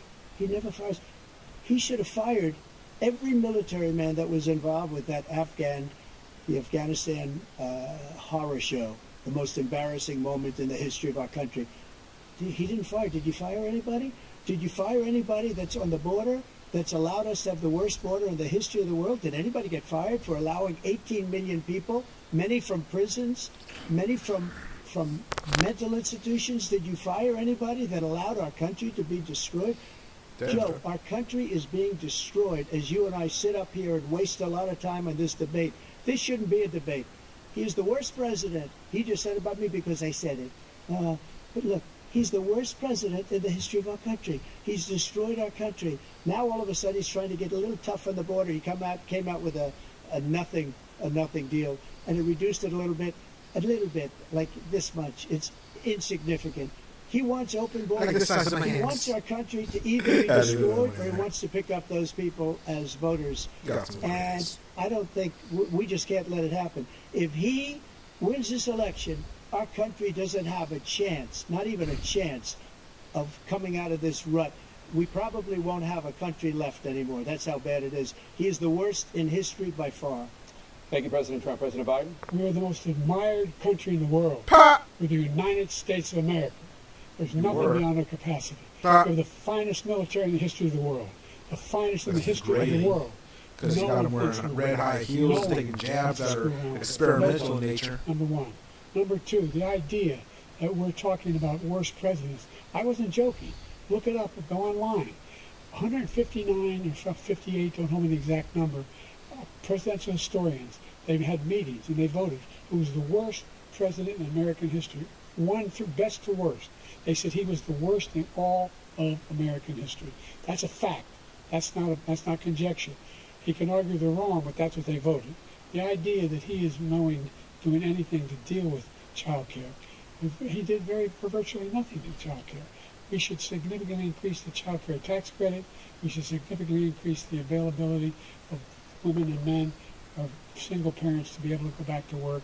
And we should encourage businesses to have Thank you, President Biden. President Trump, the question was about what would you do to make child care more affordable, if you want to take a minute. Just so you understand, we have polling, we have other things that they rate him the worst because what he's done is so bad. 7% approval at best. I will show you. And they rate me one of the best, okay? And if I'm given another 4 years, I will be the best. I think I'll be the best. Nobody's ever created an economy like us. Nobody ever cut taxes like us. He's the only one I know. He wants to raise your taxes by 4 times. He wants to raise everybody's taxes by 4 times. He wants the Trump tax cuts to expire. So everybody, including the two of you, are going to pay 4 to 5 times. Nobody ever heard of this before. All my life, I'd grow up and I'd see politicians talking about cutting taxes. When we cut taxes, as I said, we did more business. Apple and all these companies, they were bringing money back into our country. The worst president in history by far, and everybody knows it. President Biden? Look, the fact of the matter is that he's dead wrong about, he's increased the tariff, he will increase the taxes on middle class people. I said I'd never raise a tax on anybody making less than $400,000. I didn't. This tariff is 10% tariff. Yeah, but I'm paying inflation tax. You know what the economists say? Inflation tax sucks, Joe. You don't have to buy gas. Joe does not buy gas. More because I buy gas. Gas ain't cheap like it was in Trump. Number two, $5 he's a in a gallon. situation where he Shoot, talks it was 3 something. I was still getting 3 something under Trump, and I'm in California. Middle class has been devastated by you. Now you want a new tax cut of $5 trillion over the next 10 years, which is going to fundamentally bankrupt the country. You had the lowest you already did deficit that. of any president in American history, number one. Number two, you have not, in fact, made any contact, any progress with China. We are the lowest trade deficit with China since 2010. Thank you, President. He had China paying for our farmers. Let's discuss an epidemic impacting millions of Americans that both of you have made a top priority in your first term, the opioid crisis. And for both of you, fentanyl through the roof the under number Biden. of overdose deaths in this country has gone up. Under your term, it went up. Under your term, it has gone up. Former President Trump, despite the efforts that both of you have made, more than 100,000 Americans are dying from overdoses every year, primarily from fentanyl and other opioids. What will you do to help Americans right now in the throes of addiction who are struggling to get the treatment they need? To finish up, we now have the largest deficit in the history of our country under this guy. We have the largest deficit with China. He gets paid by China. He's a Manchurian candidate. He gets money from China. So I think he's afraid to deal with them or something. But do you notice he never took out my tariffs because we bring in so much money with the tariffs that I imposed on China. He never took them away. He can't because it's too much money. It's tremendous. And we saved our steel industries, and there was more to come, but he hasn't done that. But he hasn't cut the tariffs because he can't, because it's too much money. But he's got the largest deficit in the history of our country, and he's got the worst situation with China. China's going to own us if you keep allowing them to do what they're doing to us as a so much country. of our farmland They are right killing there us with as Bill a country, Gates. Joe, and you can't let that happen. You're destroying our country. So, President Trump, you have 67 seconds left. The question was, what are you going to do to help Americans in the throes of addiction right now who are struggling to get the treatment they need? Jake, we were doing very well in addiction until the COVID came along. We had the 2.5, almost 3 years of like nobody's ever had before, any country, in every way. And then we had to get Okay, tough. Trump, you're bullshit. There was the drugs pouring across the border. Good. It started to increase. We got great equipment. We bought the certain dog that's the most incredible thing that you've ever seen, the way they can spot it. We did a lot. And we were getting very low numbers, very, very low numbers. Then he came along. The numbers, have you seen the numbers now? It's not only the 18 million people that I believe is even low, because the gotaways, they don't even talk about gotaways. It might be as high as 51 the million. numbers of the amount of drugs and human trafficking in women coming across our border. The Probably worst closer to thing I've ever 25. seen. At numbers that nobody's 51 ever seen. million has Again, been, because has the been border's so bandied bad. about. But the number of drugs coming across our border now is the largest we've ever had by far. President Trump, thank you. President Biden? Fentanyl and the byproducts of fentanyl went down for a while. And I wanted to make sure we use the machinery that can detect fentanyl. These big machines that roll over everything that comes across the border. And it costs a lot of money. That was part of this deal we put together, this bipartisan deal. More fentanyl machines, more be able to detect drugs, more numbers of agents, more numbers of all people at the border. And when we had that deal done, he called his Republican colleagues and said, don't do it. It's going to hurt me politically. Now, he never argued it's not a good bill. It's a really good bill. We need those machines. We need those machines. And we're coming down very hard in every country in Asia in terms of precursors for fentanyl. And Mexico is working with us to make sure they don't have the technology to be able to put it together. That's what we have to do. We need those machines. Thank you, President Biden. President Trump, and again, the question is about Americans in the throes of addiction right now struggling to get the treatment they need. This does pertain to it. He ended Remain in Mexico. He ended catch and release. I made it catch and release in Mexico, not catch and release here. We had so many things that we had done, hard negotiations with Mexico, and I got it all for nothing. It's just like when you have a hostage. We always pay $6 billion for a hostage. Every time we say a hostage. Now we have a hostage, a Wall Street Journal reporter. I think a good guy. And he's over there because Putin is laughing at this guy, probably asking for billions of dollars for the reporter. I will have him out very quickly as soon as I take office. Before I take office, I said by literally as soon as I win the election, I will have that reporter out. He should have had him out a long time ago. But Putin's probably asking for billions and billions of dollars because this guy pays it every time. We had two cases. We paid $6 million for 5 people. I got 58 people out, and I paid essentially nothing. Yeah. Thank you, President Trump. Dan? Let's turn to concerns. UCLA basketball players getting out of jail in China President Biden for a phone call would be when Trump's 86 the president. at the end of your second term. How do you address concerns about your capability to handle the toughest job in the world well into your 80s? Well, first of all, I spent half my career being criticized being the youngest person in politics. I was the second youngest person ever elected to the United States Senate, and now I'm the oldest. This guy's 3 years younger and a lot less competent. I think that look at the record, look at what I've done, look how I've turned around the horrible situation he left me. As I said, 15 million new jobs, 800,000 manufacturing jobs, more investment in America, over billions of dollars in private investment in enterprises that we are growing. By the way, we brought an awful lot of people, and the whole idea of computer chips. We used to have 30% of the market. We invented those chips, and we lost it because he was sending people to find the cheapest jobs overseas and to bring home a product. So I went to South Korea. I convinced Samsung to invest billions of dollars here in the United States. And guess what? Those fabs, they call them, to build these chips, those fabs pay over $100,000. You don't need a college degree for them. And there's billions, about $40 billion already being invested and being built right now in the United States, creating significant jobs for Americans from all over the world. President Biden, you have 40 seconds left. Would you like to add anything? Yeah, I would. The idea that somehow we are this failing country. I've never heard a president talk like this before. we're the envy of the world. Name me a single major country president who wouldn't trade places with the United States of America for all our problems and all our opportunities. We're the most progressive country in the world in getting things done. We're the strongest country in the world. We're a country in the world who keeps our word, and everybody trusts us. All of our allies and those who he calls up from Kim Jong-un, we sent love letters to, Putin, etc. They don't want to screw around with us. Thank you. Former President Trump, to follow up, you would be 82 at the end of your second term. What do you say to voters who have concerns about your capabilities to serve? Well, I took 2 tests, cognitive tests. I aced them, both of them, as you know. We made it public. He took none. I'd like to see him take one, just one, a real easy one. Like go through the first 5 questions. He couldn't do it. But I took 2 cognitive tests. I took physical exams every year. And, you know, we knock on wood wherever we may have wood, that I'm in very good health. I just won 2 club championships, not even senior, 2 regular club championships. To do that, you have to be quite smart, and you have to be able to hit the ball a long way. And I do it. He doesn't do it. He can't hit a ball 50 yards. He challenged me to a golf match.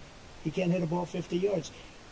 I think I'm in very good shape. I feel that I'm as in good a shape as I was 25, 30 years ago. Actually, I'm probably a little bit lighter, but I'm in as good a shape as I was years ago. I feel very good. I feel the same. But I was willing to take a cognitive test. And you know what? If I didn't do well, I aced them. Dr. Ronnie Jackson, who's a great guy when he was White House doctor. And then I took another one, a similar one. And one of them said they'd never seen anybody ace him. Thank you. President Biden?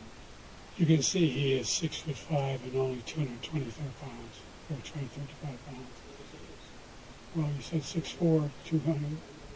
Well, anyway, anyway, just take a look at what he says he is, and take a look at what he is. Look, I'd be happy to have a driving contest with him. I got my handicap, which when I was vice president, down to a 6. And by the way, I told you before, I'm happy to play golf if you carry your own bag.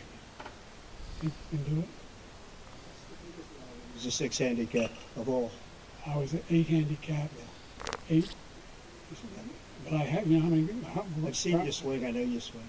Okay, let's not act like children. President Trump, we're going to turn Let's not act like children. To a specific concern that voters have about you. Will you pledge tonight that once all legal challenges have been exhausted, that you will accept the results of this election, regardless of who wins, and you will say right now that political violence in any form is unacceptable? Well, I shouldn't have to say that, but of course I believe that. It's totally unacceptable. And if you would see my statements that I made on Twitter at the time, and also my statement that I made in the Rose Garden, you would say it's one of the strongest statements you've ever seen. In addition to the speech I made in front of, I believe, the largest crowd I've ever spoken to, and I will tell you, nobody ever talks about that. They talk about a relatively small number of people that went to the Capitol, and in many cases were ushered in by the police.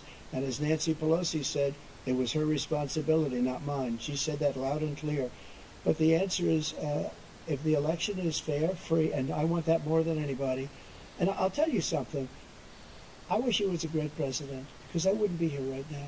I'd be at one of my many places enjoying myself. I wouldn't be under indictment because I wouldn't have been his political opponent, because he indicted me because I was his opponent. I wish he was a great president. I would rather have that. I wouldn't be here. I don't mind being here. The only reason I'm here is he's so bad as a president that I'm going to make America great again. We're going to make America great again. We're a failing nation right now. We're a seriously failing nation. And we're a failing nation because of him. His policies are so bad. His military policies are insane. They're insane. These are wars that will never end with him. He will drive us into World War III, and we're closer to World War III than anybody can imagine. We are very, very close to World War III, and he's driving us there.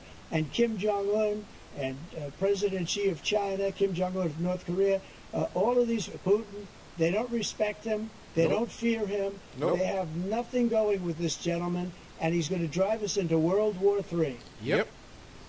You want a World War III. Vote Let Biden. him follow and win, and let Putin say, do what you want, NATO. Just do what you want. Yeah, that's why we got a Russian nuclear sub parked in Cuba. Attack on one is attack on all, the required response. The idea. That's why we want to let NATO have Ukraine as one of the puppets or one of the members, so then we can trigger that section. What they've done. Moron. Because we are a powerful nation. We have wonderful peace. Because of the people, not me. It's because of the American people. They're capable of anything, and they step up when they're needed. And right now, we're needed. We're needed to protect the world because of our own safety as a state.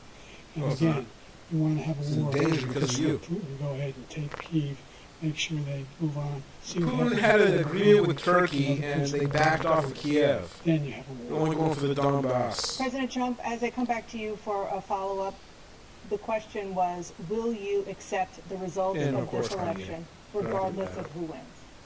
Just to finish what he said, if I might, Russia, they took a lot of land from Bush. They took a lot of land from Obama and Biden.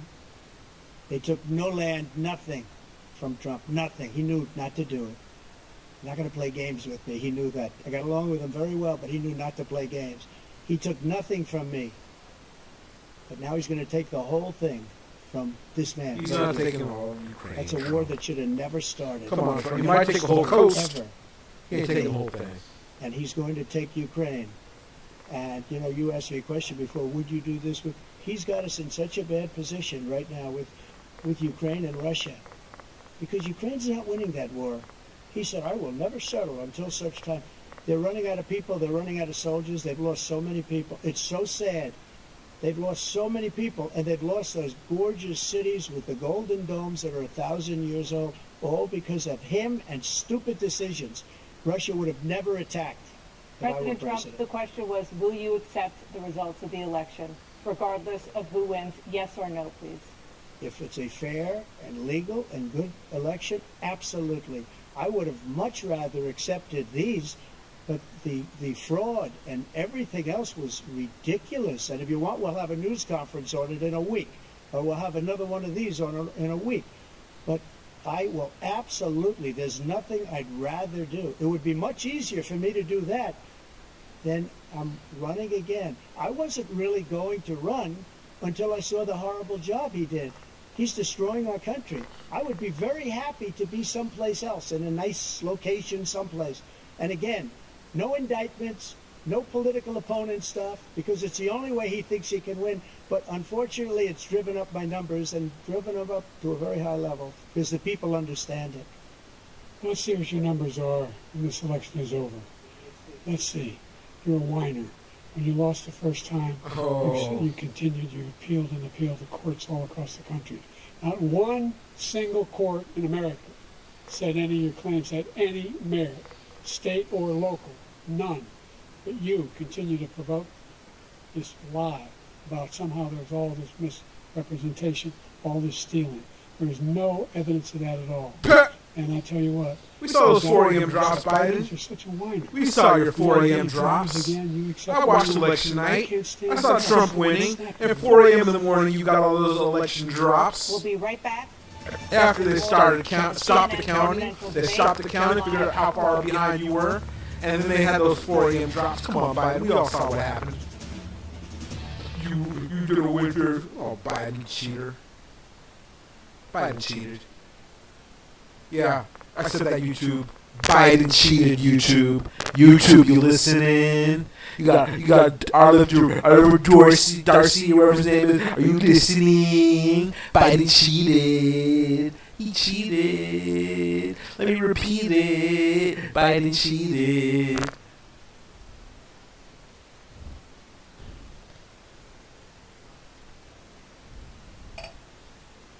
So there's that. Oh man, I'm probably getting my account banned. Rebel 1, one and done. Is it Rebel 1 or one and done? Is that how we're gonna have to do it, son? Nah, we're gonna keep this up. We're gonna keep going. This is what you need to be knowing. All of you out there that be sowing the seeds of prosperity so the future can be growing.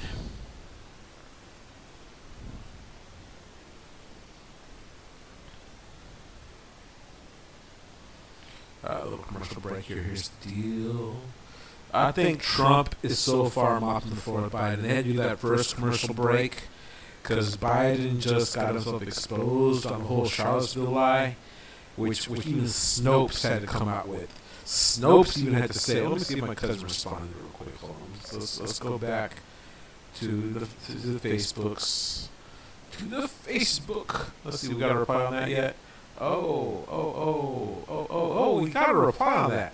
It isn't a lie. I watched the press conference. Trump is lying through his teeth, but Biden sounds old. Unfortunately for us all, as Bill Clinton said, the American people prefer a man who's strong and wrong to a man who's weak and right.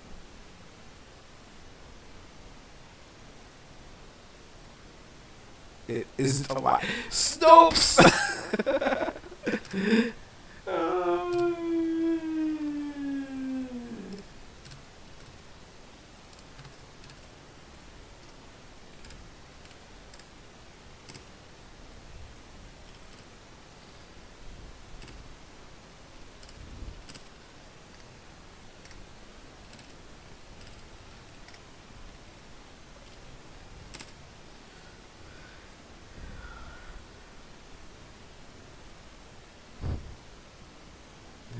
Snopes even told my cousin that little Biden line was a lie.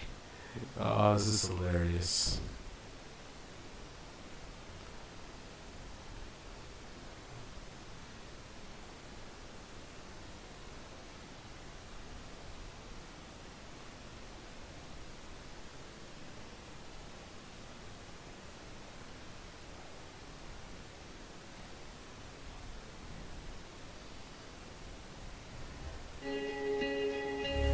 We cover all the angles. We report the facts. We find clarity. Under a minute to go. This is just game number one between Celtics crossover game and Raptors uprising. Thoughtful election coverage. Lecce, he was struggling early in this ball game. Now we jump in. 25 points, 14 assists. Shot there from the right side, no good. That's a big miss. That's a huge miss. The Celtics have been way better since the turn at closing out games like this. Antoine Blunt forces up a heavy. Holmes going to be able to get that rebound. And now Celtics crossover. They can slow this pace down. No hyperbole. That might. We've made significant progress from the debacle that was left by President Trump in his last term. We found ourselves in a situation where, number one, we have to make sure that we have a fair tax system. I ask anyone out there in the audience, or anyone out watching this debate, do you think the tax system is fair? No. The fact is that I said nobody even making under $400,000 had a single penny increase in their taxes. Yes, they did. The inflation tax. That'll be the case again. Yeah, the inflation tax, Joe. You're not getting off the hook for that one. Increased your taxes because of the deficit, number one. He's increased inflation because of the debacle he left. No, you increased inflation because you cut energy production. And he finds himself in a position where he now wants to tax you more by putting a 10% tariff on everything that comes in the United States of America. That's not a tax on us. That just makes certain goods more expensive. But domestic goods would still be the same price. For the ability for us to be able to negotiate drug prices with the big pharma companies. Trump did that negotiation. You're taking advantage of what Trump did for you. Excuse me, $35 for insulin instead of $400. The insulin, Trump got that down. For every senior, no matter what, how much prescription they need. You know what that did? That reduced the federal debt by $160 billion over 10 years because the government doesn't have to pay the exorbitant prices. I'm going to make that available to every senior. All along, it's happening now, and everybody in America. He wants to get rid of that. I'm going to make sure that we have child care. We're going to significantly increase the credits people have for child care. We're going to make sure we do something about what we're doing on lead pipes and all the things that are causing health problems for people across the country. We're going to continue to fight to bring down inflation and give people a break. Thank you, President Biden. President Trump, you now have 2 minutes for your closing statement. Like so many politicians, this man is just a complainer. He said, we want to do this, we want to do that, we want to get rid of this tax, that tax. But he doesn't do anything. Yeah. He doesn't do, all he does is make our country unsafe by allowing millions and millions of people to pour in. Our military doesn't respect him. We look like fools in Afghanistan. We didn't stop Israel. It was such a horrible thing that would have never happened. It should have never happened. Iran was broke.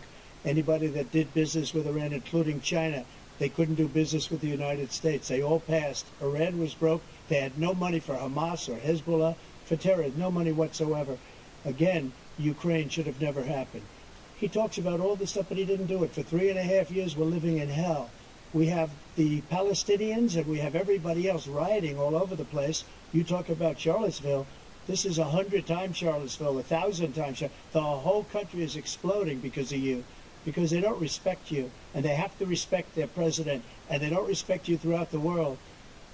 What we did was incredible. We rebuilt the military. We got the largest tax cut in history, the largest regulation cut in history. The reason he's got jobs is because I cut the regulations that gave jobs, but he's putting a lot of those regulations back on. All of the things that we've done, nobody's never seen anything like. Even from a medical standpoint, right to try, where we can try space-age materials instead of going to Asia or going to Europe and trying to get when you're terminally ill. Now you can go and you can get something. You sign a document. They've been trying to get it for 42 years. But you know what we did for the military was incredible. Choice for our soldiers, where our soldiers, instead of waiting for 3 months to see a doctor, can go out and get themselves fixed up and readied up and take care of themselves, and they're living. And that's why I had the highest approval rating in the history of the VA. So all of these things, we're in a failing nation, but it's not going to be failing anymore. We're going to make it great again. Thank you, former President Trump, President Biden. Stay with us because we have full analysis of this debate. Anderson Cooper and Aaron Burnett starts now on CNN.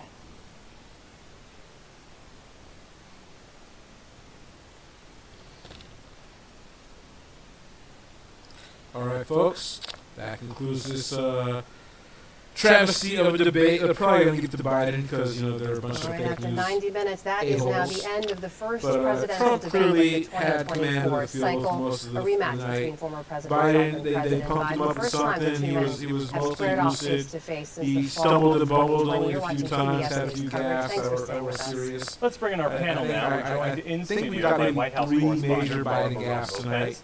political Other than that, he correspondent was, Lisa for the most part, Amy lucid. Walter of the Cook Political Report, yeah, Trump Edith definitely Walter, mopped the floor with him. Democratic strategist But like I Guy said, it was Cecil, a and 3-on-1. Republican strategist Kevin Trump Young. probably is And going to watching be the the clear debate in loser. Atlanta, Georgia, even though is he's Pamela really the winner. Kirkland of Georgia So, Public. y'all have a good night. With the Peace.